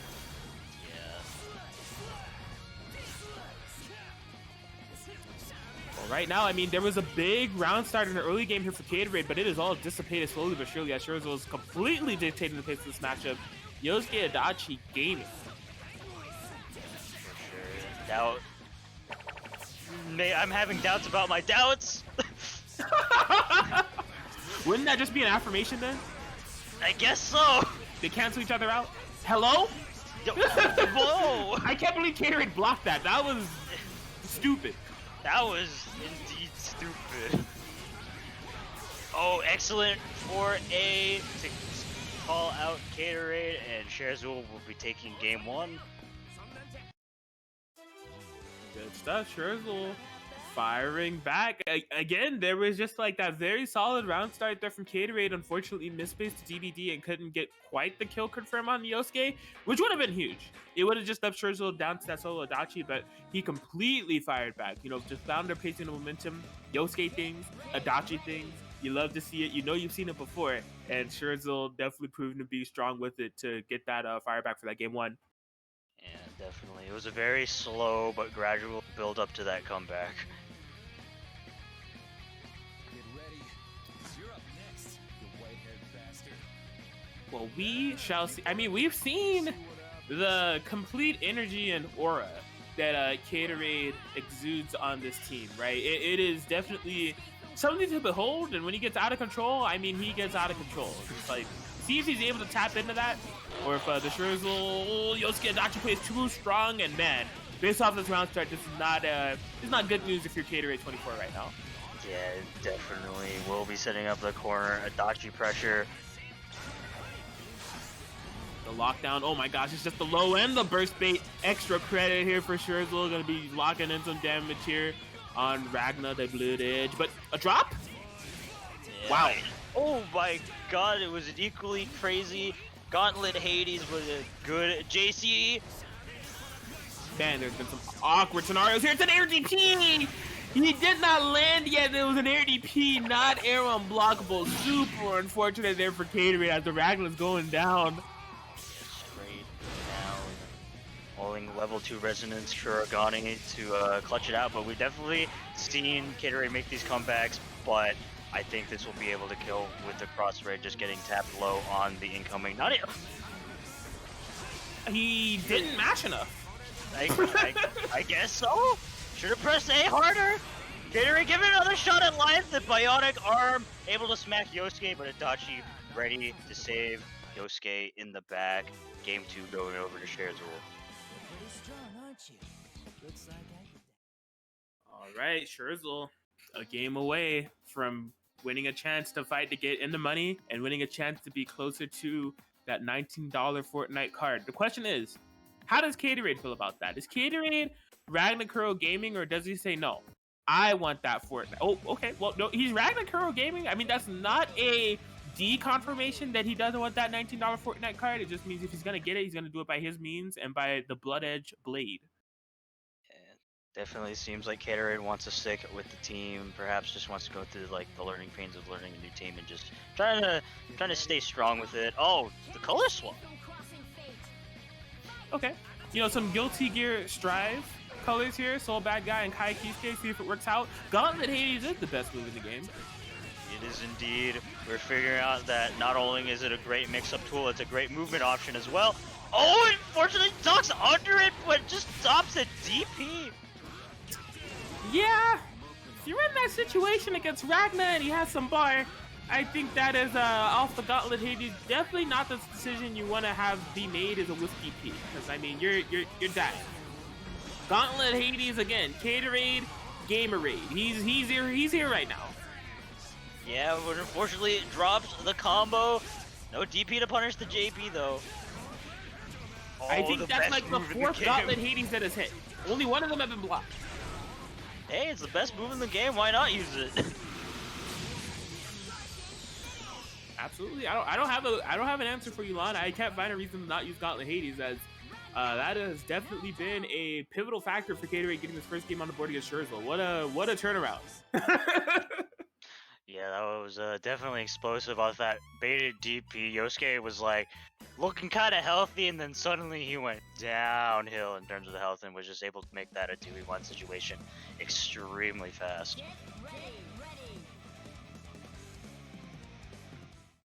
Well, there's a sneak peek of that Caterade energy we were talking about, right? You can't count him out. We've just seen what he's capable of, man. On this Ragnar Kurogane comp, he'll dig deep and he'll find a way. But he will need 2 more games in order to make this reverse sweep happen. Locking down with these Adachi 6Ps here. Smart on Caterade to just move with Ragnar out of there. Kurogane took a bit of damage, but he's on the prowl now. He wants to get in. Yeah.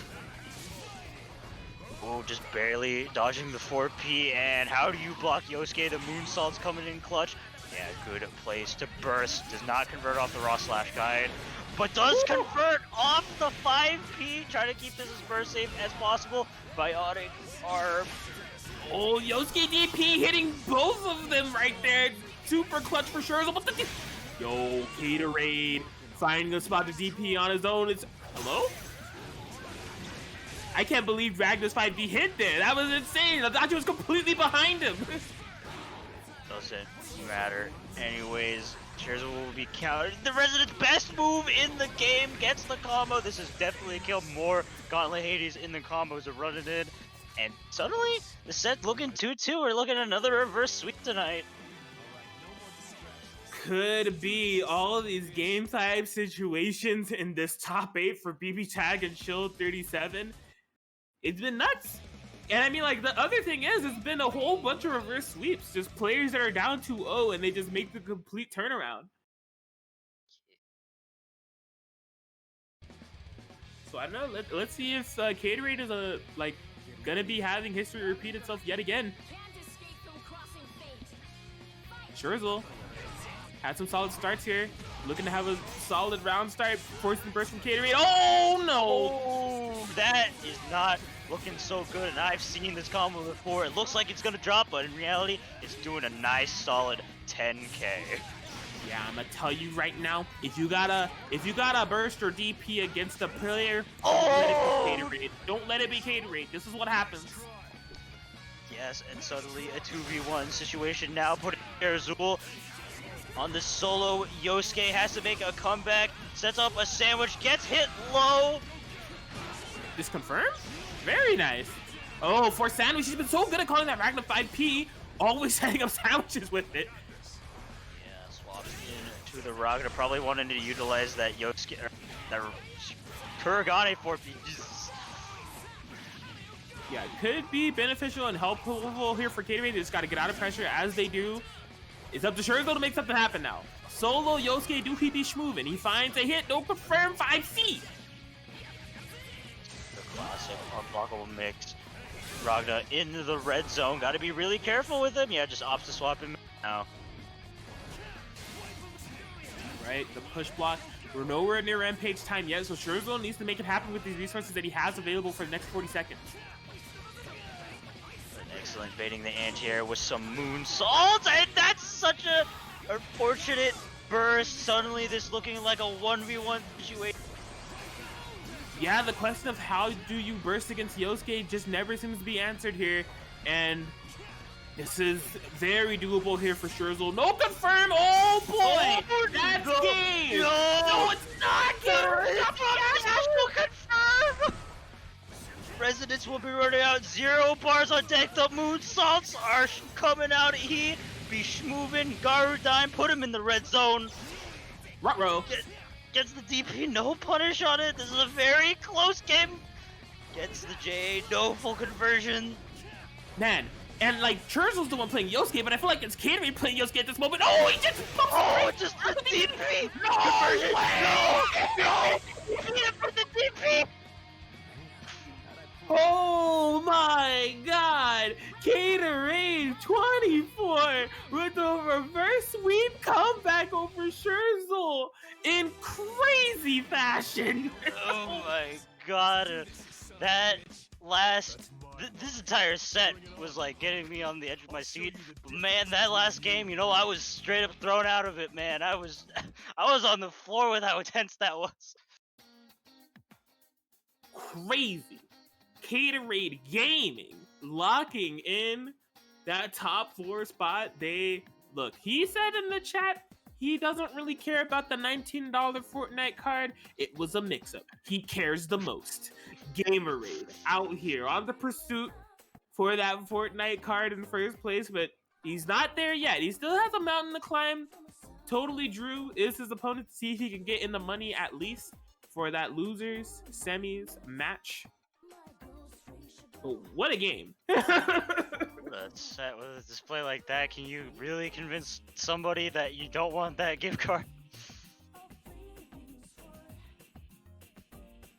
Insanity. Well, it's been quite the bracket that we've had here at BBTAG and Chill number 37, man. Like, thank you all definitely for showing up and showing out. 18 players. It's looking pretty hype here over here at twitch.tv/Guzman Gaming 1. Again, you know, if you guys have been enjoying yourselves, be sure to check out Guzman on his socials. There's the Discord that you can join if you want to join these tournaments in the future. Twitter if you want to keep up to date with all the future tournaments that are happening here at twitch.tv/Guzman Gaming 1. BBTAG tournaments. GBVS is on Sunday, by the way, and PC Tag is tomorrow. Don't miss out. And YouTube has the VOD footage of all tournaments that happen here and some original anime game footage. Guzman Gaming 1, the 5B of the NCG, showing up and showing out here in February 2021 as we are in top 4 territory for BB Tag Show 37. Caterade versus Totally Drew. Get ready. So yeah, Caterade has been gaming. Ragnarok got the entire way through, and yeah, no signs of letting up here to lead up all the way to the spot. Totally Drew, on the other hand, has been having quite the run. I mean, round 1, they got the 3-1 win over Punt. They definitely ran into a roadblock in terms of Chop Suey and got sent to losers pretty early, but has had a solid run from there, you know. 3-2 wins over Just Death, a 3-0 over Omniscythe, 3-0 over Zero Shadowblood, and now they are here in the losers semi spot. So see if they're able to continue that losers run, but the opponent ahead of them is he's something. But this is a good round start against him. Yeah, for sure. Getting the happy birthday going to be a nice chunk of damage, especially if we spend in the CC. Oh man. Oh, unfortunately drops the combo, but just the grab reset. Yeah, excellent place to burst my. Oh, unfortunately drops the combo, but just goes straight in with the slash guy ready for the push block. Woo. Oh my gosh, Caterade just smooth and all over the place at the moment, despite that chaotic round start that was totally not in their favor. Still found a way to find some damage. Yep. That mix, bro, like if you're playing Caterade for the first time, you may not expect it, but it's just like, even if you do expect it and block it, there's multiple layers, but that initial hit, he'll take that all day. Bruh, what a fight. Oh my god, rare footage of my DP straight up just losing, and suddenly this game is looking in Gatorade's favor. Going for another one. Yeah, you have to be ready for that. Man, and I think he actually could have killed there with a DP rather than a 5B there from Ragnar to keep it all unburstable. Not the worst thing in the world, though. Especially with that 5P call. Man, he's playing very conservatively and confidently with this Ragnar. Yeah, he is like wasted all the pushbacks from Totally Drew now. So like if he's able to get another opening, it's gonna be really hard for Totally Drew to defend, but the question is, when will he get the opening? Yeah, well, like playing a patient game. Yeah, that is -9, so all of that. Oh boy, man. Yeah, wow, less is more, guys. Just like a straight up less is more approach to that match, absolutely, with the Ragnar, just threatening the possibility of a Gauntlet Hades, threatening the possibility of a 2C, you know, just making sure that Totally Drew was under pressure but not doing any actual mix, baiting out those push blocks and finding those hits where he can get them, and that was wonderfully played there from Gatorade. Excellent. Get ready. Get ready. Yeah, see if Totally Drew is able to stabilize here. I mean, the round start was fantastic. Starting out with such a nice momentum changer on that happy birthday confirmed to kind of dictate the pace of the match, but Caterade was just trying, you know, able to dig deep and find a way outside of danger there. So see if Totally Drew is able to stabilize and find an answer. But first, we must clear the way. Get ready, because you're up next, you white-haired bastard. Yeah, keep barking. See what happens. Beautiful. All right, game 2. Escape from crossing fate. Fight. Wow. Walking back. Totally Drew will be calling the CC, but excellent mashup. That is all fake. Yeah, 8.6k here on Totally Drew. I love the Oki there. Oh my gosh, just staying in by any means necessary. DP in there. Yes, won't kill, but it's all unburstable. Totally Drew needs to find a way to get this Mai out of here. Okay, Yeah. does just that. Yeah, not gonna be calling an assist. Let her get out safely. Yeah. Gotta be careful with that Mai. Can't ever call her ever again with the risk of dying. Oh boy, that's gonna be a challenge.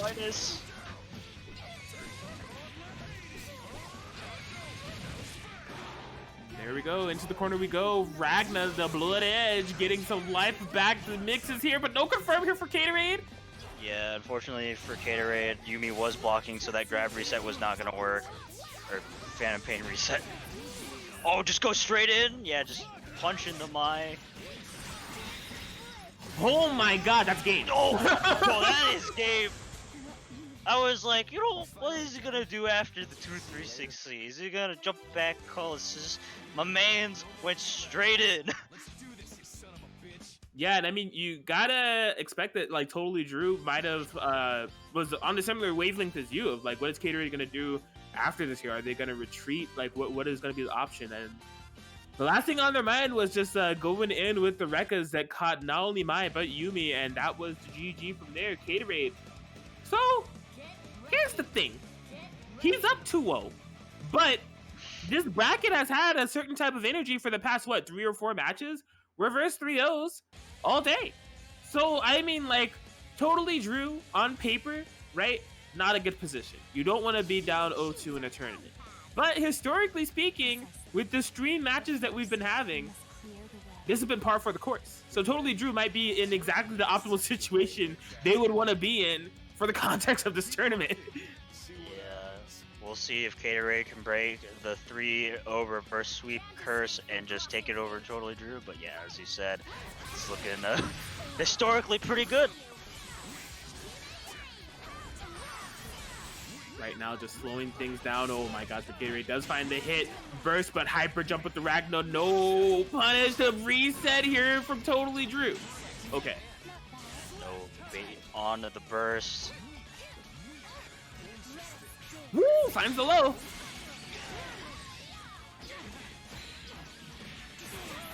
Casting in a bit of damage on this Kurogane. Oh, probably expected the side swap there, but didn't quite get it.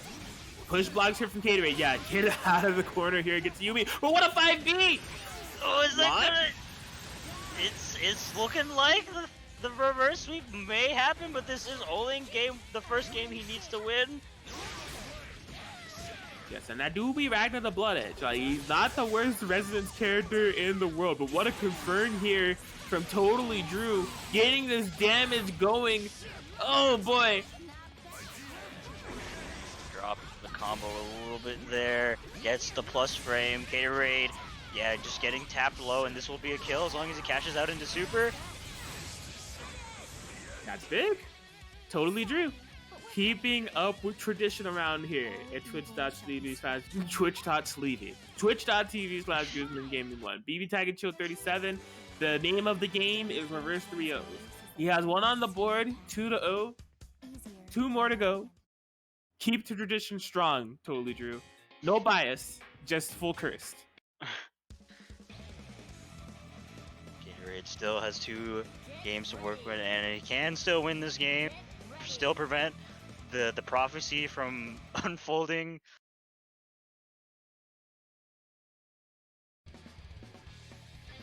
Absolutely, but we'll see how Totally Drew is able to like maintain this streak that they've been on like from the first match. I mean, the adaptation was definitely there. That was definitely in their favor. I love the 5B calls and how they're kind of dictating the pace here. Some good My Assist calls too, kind of shaking things up. And not letting Caterade get started was the big thing. I mean, Caterade's offense, as we know, is just so well constructed, and he was just never in a situation. And now we're repeating that happy birthday that we saw from the game 1 here for Totally Drew.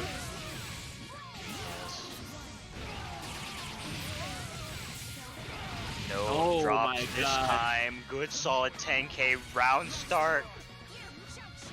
Oh, solid throw tech and 4P call here for Caterade on the defensive. Ooh, but a drop, but wow! Yo, the Gauntlet Hades stabilized with the JC. Whew. Yeah, Caterade needs to play so careful here. You don't want to get touched by a thing. There are resources for Totally Drew, but just meets him with the boot. This is huge. That's a kill. Yeah, that is definitely a kill on the Mai. Will the prophecy be told, or will Caterade win this set? Not with that 5A bash, not looking so hot. Kurogane fortunately falls out, but both characters at 1 shot zone. Yeah, that was potentially a safe jump, but unfortunately, Totally Drew missed it. Oh my gosh, and I think Totally Drew was hoping that even if that DP was blocked, it hit Kurogane, not the worst thing in the world. That could have been, oh my gosh, abysmal for Totally Drew, but things may not be the end of the road here. Just a lot of damage to contend with. Still has a chance. Yeah, the prophecy is still in play. Gotta just, what's your defense like? What's your defense like? Oh, it faced the DP, and Caterade will be breaking the prophecy. No 3-0 reverse sweeps here. He will be moving on to the losers final set with a good solid 3-1 victory over Totally Drew. Let's do this, you son of a bitch. Yes, indeed. Caterade proving to be capable to play Team Blood Edge, capable of reverse 3-0 comebacks, and capable of denying the reverse 3-0 comeback curse, as they have done so in amazing fashion, securing that top 3 position, and they will be awaiting in losers finals. They'll be fighting the loser of this match, the winners finals, Razo versus Chop Suey.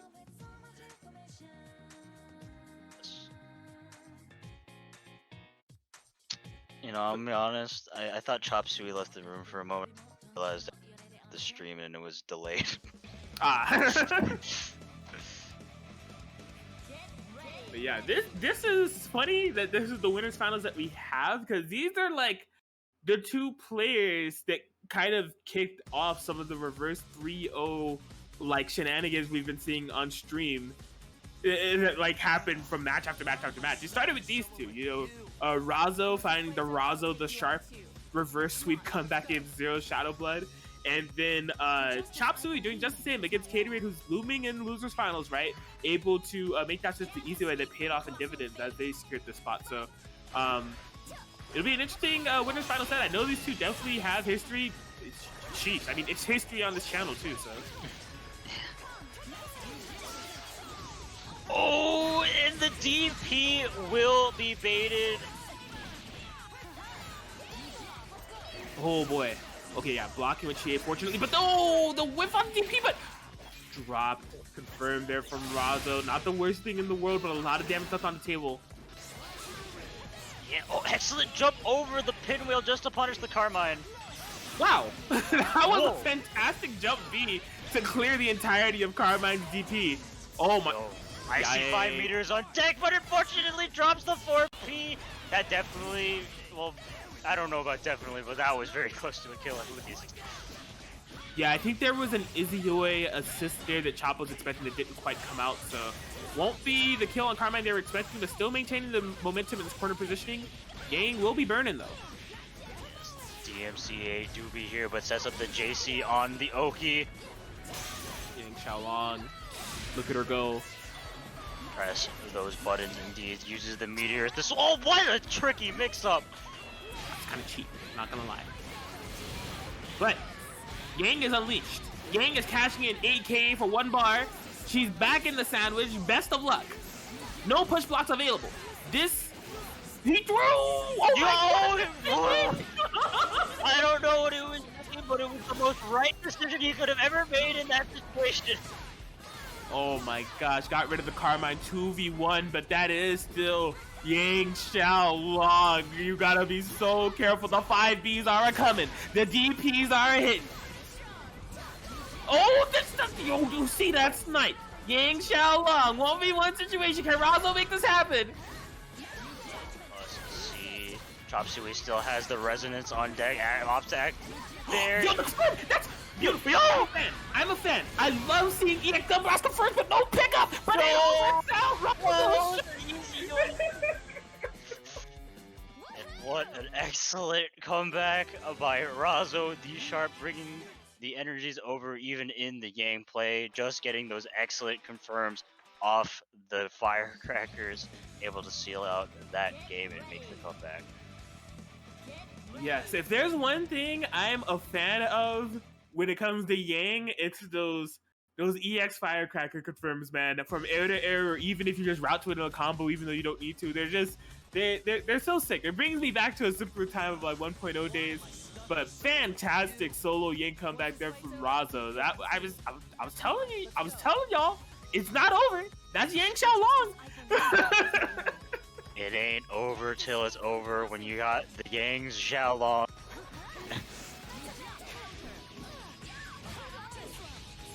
Alright, well, Chop Suey starting off strong with this round start scenario, forcing an early burst here from Razo. Oh, finds the toes, trying to make some burst, keep things burst safe. I like it. Bruh. Oh, excellent anti-air as well. Sets up the sandwich with the cross combo. Oh, unfortunately could not fully capitalize it, and Razo gets better than Neil getting this hit. Yeah, it seemed like Razo was really kind of set on trying to get out of that sandwich situation, and Chop Suey was set on maintaining it with jump backs, but it just didn't work out. Not enough hitboxes to keep Razo locked down. Complete opposite of this one, though. Like... Good place to burst. Yeah, GA just DPing straight out and gets the cross up with the Oh, that's big. That's huge. Oh, but the drop from Chop Suey, but no punish! Possibly expected maybe a double super. Bruh. Oh, that was a punish. No confirmed. Razo. Oh, she burns. And she burns. And that's not the. Yeah. It's a multi-target super, right? No, it isn't. And down goes Chop Suey's team. Did not feel the need to cross combo in that situation to save Ezio, and it turns out that was the most wrong call Chop Suey could have made in that situation, and Razo will be taking game 2 off that very explosive and well-deserved, as you would say, freeze frame kill. Outplayed.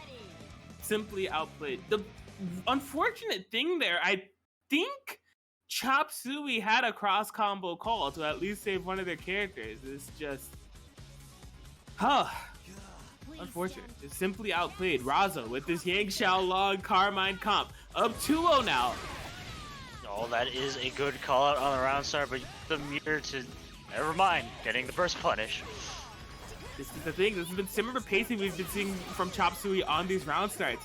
It's been the ending that's been the problem. That Yang Xiaolong coming in so quick for Razo time and time again. Getting some life still on Carmine now. The block stun. Good luck. 6 Ps, jump A's all day. You're locked down. Very nice. I think Razo was trying to call out a push block there or something. Okay. Nice block so far. Activating a cross combo. Yeah, that was a great place to burst on Razo. Ooh. Fantastic Oh! anti-air. Yeah, just I'm liking the constant swap gameplay that Razo is doing here. Oh no. Oh okay. No. Okay, yeah. Razo not opting to wake up super that time. Yeah, it was a 2A. Oh, very nice active swap confirmed here for Razo. This won't be a kill, but it's kind of stabilize things. Yeah, get some health back on Carmine. Gets in the Yang as well. Just runs up and grabs him, and that's a dead easy oi. Yeah, smart to activate Resonance here, nullify that mix a bit, but just gets caught in the toes for trying to move.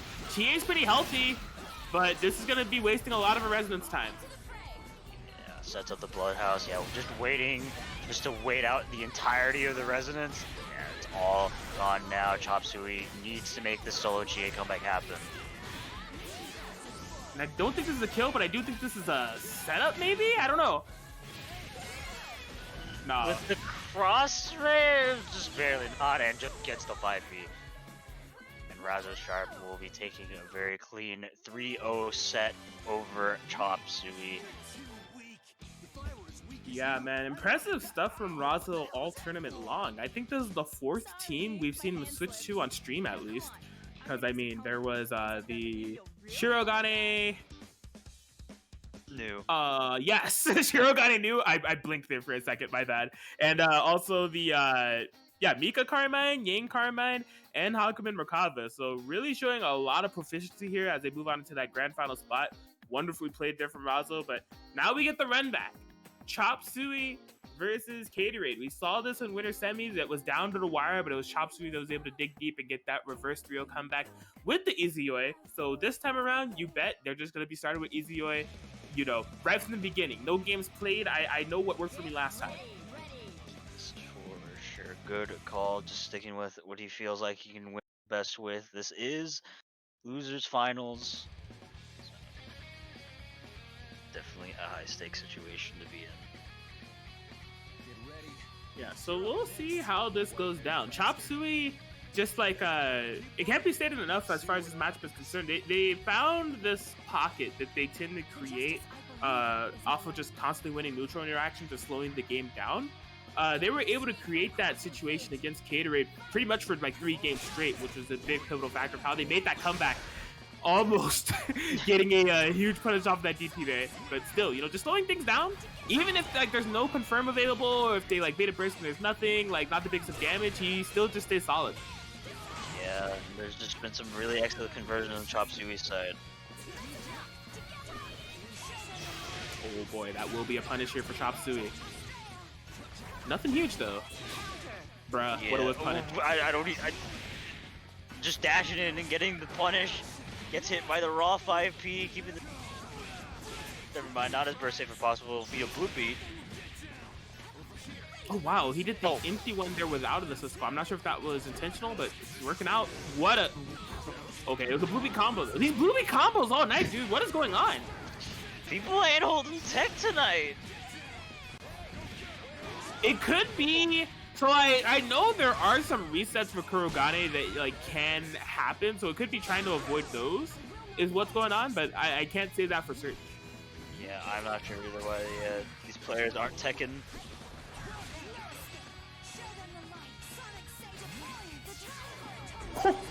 Smooth. No, Shmoove. Shmoove into get the hit into the confirm. I think as long as he builds up that second bar, this should be a kill.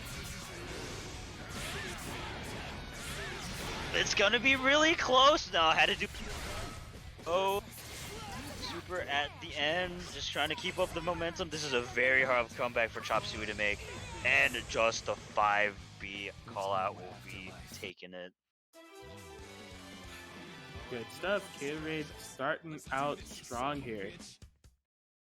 Yeah, this is a significant game for them because this is the first game that they've taken over this team. You know, the Chie Izuyoi was a big roadblock in that winter set that these two played. So being able to have the run back and come out ahead against a comp that was giving him so much trouble is a big statement. Yeah, for sure.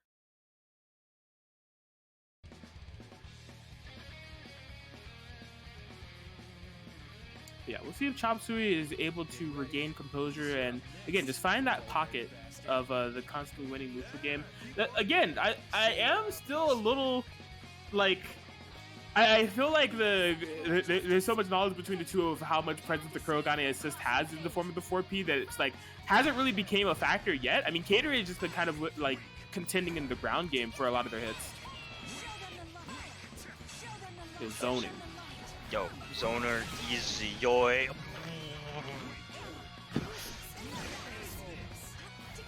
Uh-oh, for sandwich, yeah, that TA6P, just because it whiffs, it might be even more dangerous. For sandwich situation, what is happening? I don't know, but there was a low hit in there. Not sure what's going on. Blocks the D, or not the DP, the burst. Imagine 9K 2-bar solo off of burst punish, but no confirm off the throw. That could have been a kill, but it's not the worst thing in the world. Here comes a giant fist. Yep.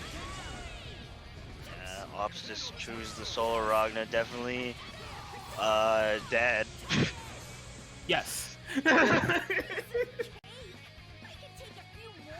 But yeah, man, Chop Suey fires right back. That was a great match to do so as well. Very convincing, huge confirms off of, yeah, man, that Chie6P. It's such a strong assist because, like, it does have that diagonal reach to where it does kind of cover the skies, but even, like, on block, on whiff, or on whatever, it can create those sandwich situations from nearly full screen and instantly force a decision out of you. To where, like, because that's just, like, not where you want to be, especially if it's a proper Chie comp and there's, like, the right resources on deck. You could be a mix away from dying. So, like, it really kind of forces you to make a decision to get out of there.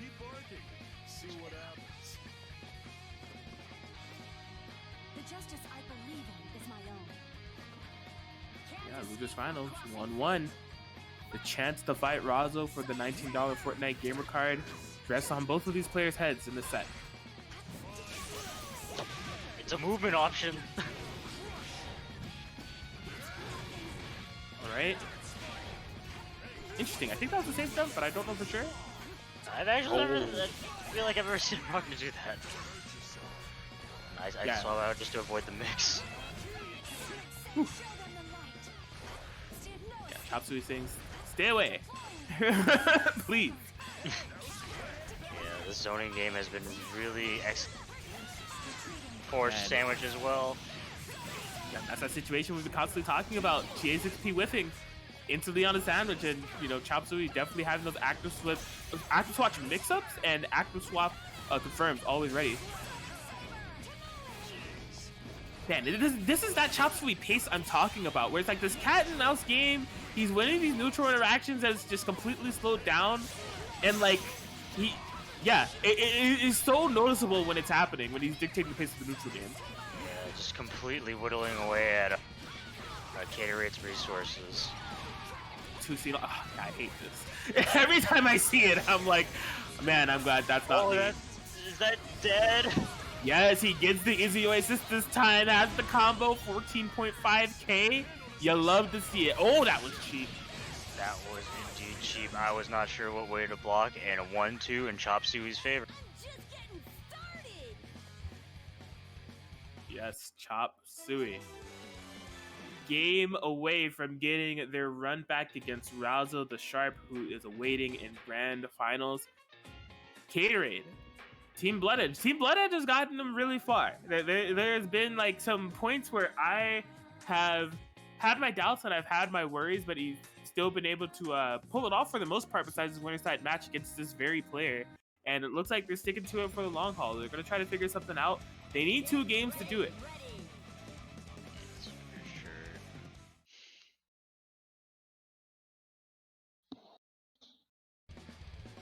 But yeah, we'll see. We'll see if like I think it's interesting player matchup things going on here, because as we all know, Caterade, no matter which team he's playing, his offense is so well constructed and he has such a strong approach to his like offensive mindset and just like general gameplay as a whole. But Chop Suey, even like outside of fighting Caterade, they are able to slow down the pace of the game so much when things are going towards their tempo. So yeah, it's really a matter of can Caterade get started before Chop Suey kind of dictates the pace of the match. Oh, another blue beat.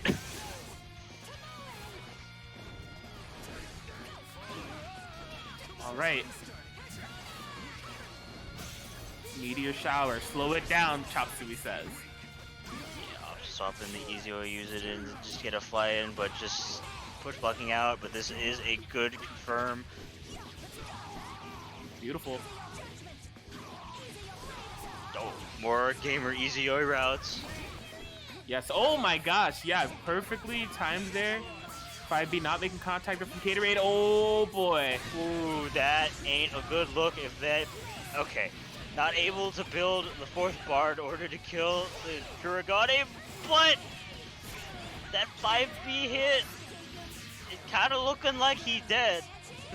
He do be kind of dead though. Chop Suey making work of the Kurogane a character away, but the best move in the game is here. Gauntlet Hades.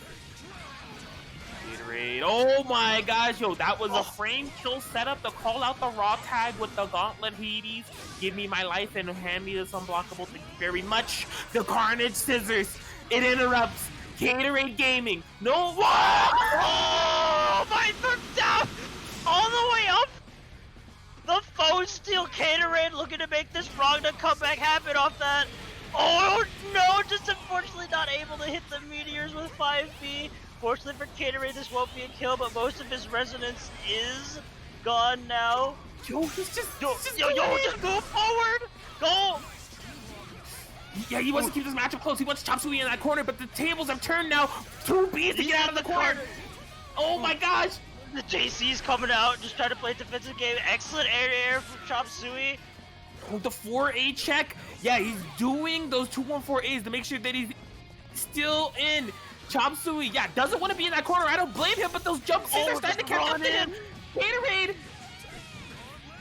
Life steal. No, the Master Chief! He's the WNF representative! The Master Chief Ender! Two-way 5C! Low overheads! Gatorade! The solo Ragna comeback, it's tied up 2-2! Bring it on, punk.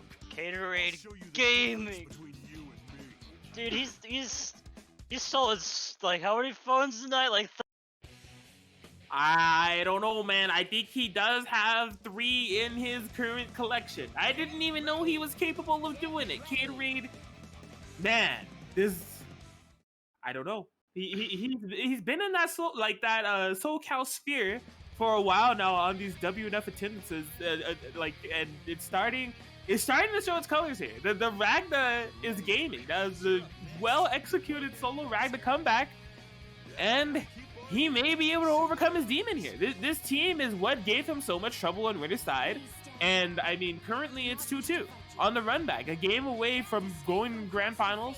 Fortnite gaming. Fortnite gaming indeed. Just runs to the other side. Isn't a sandwich, but yeah, isn't able to capitalize it. Just holding forward, trying to get some offense going, but just gets hit overhead by Easy-Oi. Oh, the backdash. Oh boy, this is not where you want to be against Chop Suey. Force sandwich, the mix, messy, guessies, tries to make the burst, no dice. Oh, gets the raw tag conversion though.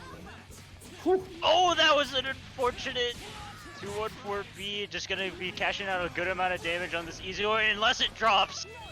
Yeah, I mean, there was a reset mid-route there too. That's why the Easy-Oi took so much damage. The mash. Gatorade has evened up a lot of the life here. Oh, for Pete?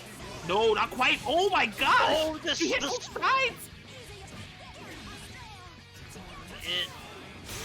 Just yo! Whoa! Yo! The restart gaming! Yo, they playing Dragon Ball. Yo. Nah, man, that's crazy. Vanish cancels all day. Not going to be a kill on the Kurogane, but it has to be careful. The wake up to Raw Divine Smasher isn't able to punish it. Oh my God! goodness! Sway! Gets hit by the 2A mash on the wake up. This GA still is pretty full of health. These characters are so low, he has to be so careful. Chop Suey, no more meter, just pulling out these jump C's just in case. Won't activate the resonance quite yet. Gatorade can't get touched by anything. Just these no fly zones. No, don't touch me. I'm zoning Chie now. Gets hit by the slash. Oh my god. Yo, whoa, yo, the grab bait. Yo. That was smart. I mean, she doesn't have a strike DP. It's a parry DP, so that was a pretty safe action to go for. No! Yo, the parry! Yo, Chop the Suey! parry! Oh, unfortunately, the Ragna will be dropping out. Activates the resonance. Gets the DP and chops. Just able to clutch it out in the end. But man, that was a set. What can I say?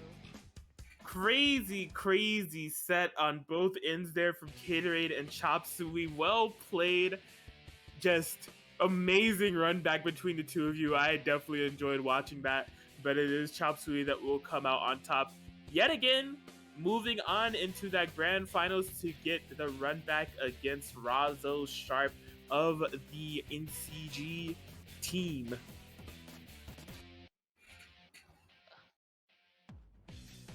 But yeah, man, just good hustle at Gatorade. They'll be finishing third. I'm sure their heart is broken that they won't have a chance for that Fortnite $19 gamer card, bucks, whatever it's called, man. I don't know. You memers are out of control tonight, but it's okay.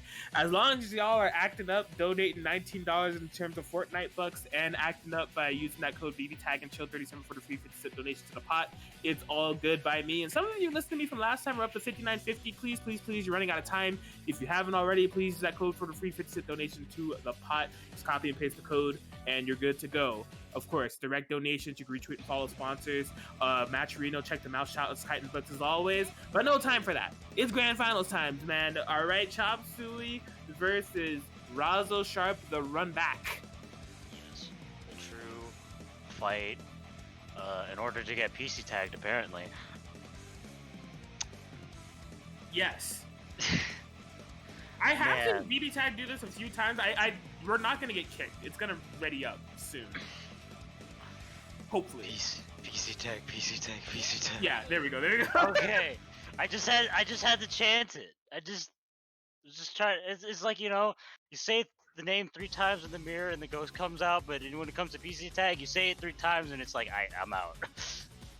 Yeah, it's been doing that lately. I don't really know why, but like that's just a weird thing that's been happening in BBTAG PSN lately on the ready up. But you know, no time for cursed hours. All right, this is the run back. Chop Suey on the Batista against this Yang Carmine. Razzle the Sharp just looking as sharp as ever, man. And here we go, game 1. Oh my god, what a way to start out the freaking set. Yo, that man is hitting some B buttons. B buttons do be pressing. Oh, gets the overhead mix up. Ain't able to get the 2-1 for me, but isn't able to fully confirm. No confirm on that either. But man, these anti-airs have been doing so much work for Chop Suey. Yes, and Razo gonna be getting a little bit of life on the Carmine now. Striking some blood on this Izuyoi. Loving the... Wow, that's a sick route. That was, in fact, a really cool route.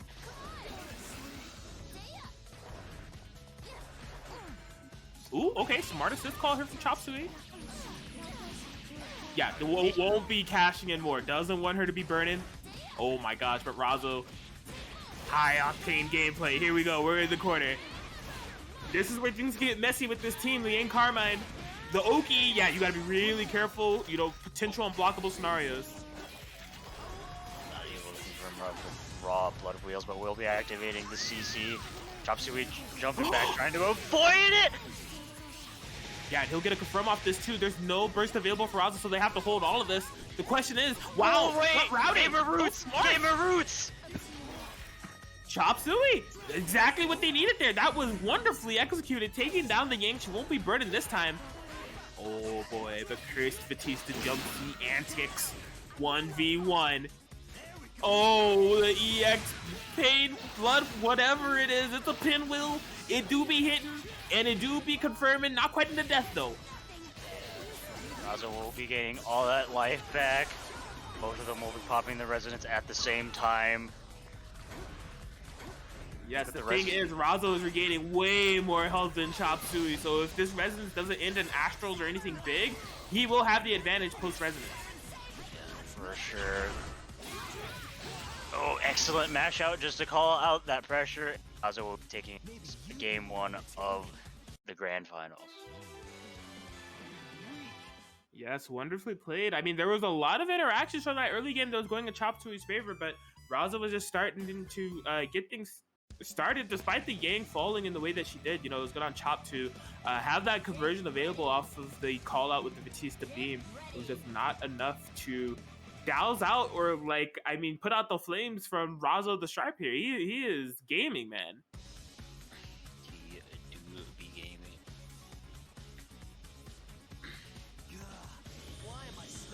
Please stand Let's down. see. Game 2, 2 games away, $19 Fortnite.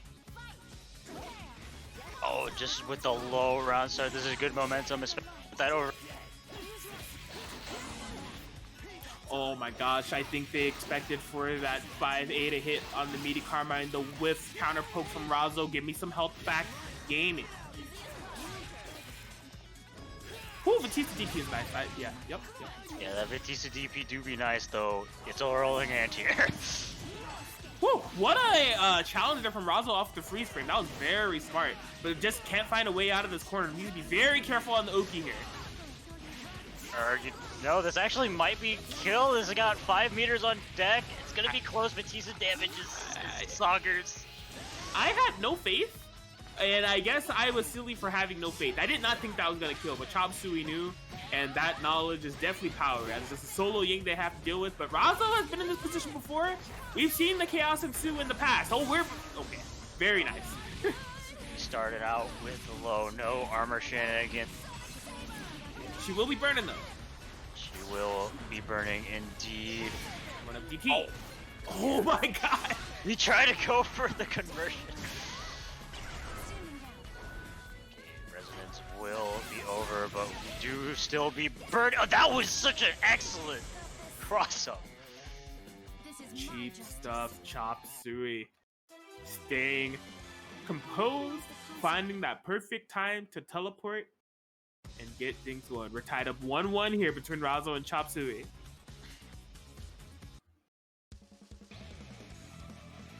Get ready. Yeah, and I do think that despite the matchup being 1-1, in terms of 2v2, Chop Suey has been winning the majority of the exchanges, right? Like, it definitely feels as if Chop Suey is approaching the matchup a bit better than they did the first time around, and it is starting to pay off. It's just that Razo has that clutch comeback factor on both of these characters, so even if the 2v2 game doesn't work out, they are still, you know, capable of winning the match. For sure, neither of Razo's characters are short on damage. Man, the IAD backs, yeah, it's that Chop Suey pacing, man. Like, he will slow down the game in such a pace, playing so perfectly around his assist and everything. What a confirm here for Razo, that is huge. Yeah, DP assist. Yeah, working out though. Just Chop Suey will be deeping out and setting up a sandwich situation. Yeah, and there's no more push blocks here for Razo. Perfect defense and escape, but what a confirm here for Chop Suey. She won't be burning, I can tell you that. Yes, this will be a kill, especially with the Batista DHC. We are saved from the DMC today, but the solo Carmine is coming out. Yeah, this is exactly what I was talking about, right? Chop Suey constantly showing presence and victory even in like the 2v2 game. But I mean, Razo, although they're in a stark position here, we have seen this happen before. Chop Suey, Batista pressure, cashing in 4K. Needs about a couple more hits in order to make this happen. The Resonance activation, nice reversal DP from Razo. Yeah, they want to. The Resonance is nicer for Razo for the life swap, but I was going to say, I think they want to find a hit. And I mean, if it's going to lead to a kill, that's even better. Yeah, for sure. The comeback factor is in play. Air DP coming out. Oh, that was a very sneaky overhead. Was not able to confirm into a kill. Oh man, Chop Suey may be in trouble here. Is this a kill? Wow, dude, Carmine is insane! Yo. Are you kidding me? I did not think that was a kill! What? What starter was that? I don't even know! I did not, I was like, what is he gonna set up for Oki? Nah, bro, 10K, we got those. Razo the Sharp. That's my name, don't forget it. Wow. Razo. Was that... Did he even use any, like, meter or, like, EX wheels or anything? I think there was an EX will, but, like, I wasn't even focused on the route. Like, I thought it might have been, like, a, you know, a blood blob kind of, like, Oki situation that was going on with the puddles, or, like, I wanted to see what was he going to set up. Was he going to try to get some life regain? But no, that was GG. He knew it. I didn't. He did. 10K. Razo. I was like, oh, yeah, I was the same way, and then before I slowed down, and I'm like, why is Carmine? Why is Carmine? Why is Yang? Why is Razo so sharp? NCG Zone Razo, a game away from taking this BBTAG and Chill 37. A blue beat combo to start it off. Is Yo in trouble? Ew! It's an unblockable! Disgusting! Don't try to DP that! Oh boy. We are moving and grooving here. You're in trouble. Best of luck. Oh my gosh, it doesn't end. This ain't looking like a good third game. More unblockable setup, cheap stuff. This Carmine hasn't been out yet, but his life is all red, but it's turning back to green. Full gamer mode. This is the Fortnite stance if I've ever seen it. He doesn't get a chance to kill Batista quite yet, but what oh my god! The DP active swap. Oh. Yeah. Yo, just start flossing on him. Just start flossing on him. You might as well. Razo sharp. 3-1 over Chop Suey to get that BB Tag and Chill 37 victory. And they have done it. What a match and what a showing there from Razo. Congratulations. You are a winner. You are a winner. You get a cut of that Matcherino pot and that $19 Fortnite gaming card. Shout outs to whoever donated that and you memers that made that a reality. What a tournament. What a bracket. As a reminder, check it out, okay? That top three, we had Caterade 24 in third place. Second place going to Chop Suey, and first place going to Neo Celeste Gaming Zone, Razo, in crazy fashion. I mean, my nans played like 4 teams throughout the entirety of the winners bracket run. Looked so solid in every single one of them. Reverse 3-0s. It was just a very solid showing from them. So shout out to them. As I said, they will be the recipients of part of that Matcherino pot. Guys, I don't think it's too late yet. So if you haven't used the code BBTAG and Chill37 for that free 50-cent donation, please consider doing so. It would be greatly appreciated. And of course, shout outs to those of you that did direct donate, Jay Gotchabeezy, and of course, Neo Celeste Gaming hooking us up with the $50 pop bonus. We love to see it. But yeah, man, that wraps things up here at twitch.tv/GuzmanGaming1. What a fantastic Friday night BB Tag and Chill tournament that we had here, and the weekend is just getting started, ladies and gentlemen. Don't forget, tomorrow we're doing the same thing, just in a different land. It's gonna be Lon Lily's land, actually. PC Tag and Chill happening tomorrow, Saturday, so be sure to tune in. And yeah, we are even expanding the games that are played around here at twitch.tv/GuzmanGaming1. As on Sunday, Grand Blue Fantasy versus and Chill, the inaugural tournament. You don't want to miss that. Pop bonuses in both of those tournaments as well. So the weekend of Guzman is just beginning. This is only a third of it. There's 2/3 that we need to get through. But yeah, for tonight, we thank Guzman, we thank NCG, and we thank you all for watching and supporting. This has been a hell of a tournament. To say the least. But yes, we definitely hope that you all enjoyed it again. I have been Kraken Atkins. Thank you so much, Lon Lily, for being a co-commentator tonight. This was something else. Yeah, the lovely thing about BB Tag is that we can say that every time we watch it. Definitely something else. Absolutely. But shout outs to y'all. Play BB Tag, and we will see you tomorrow. Peace. See you guys later.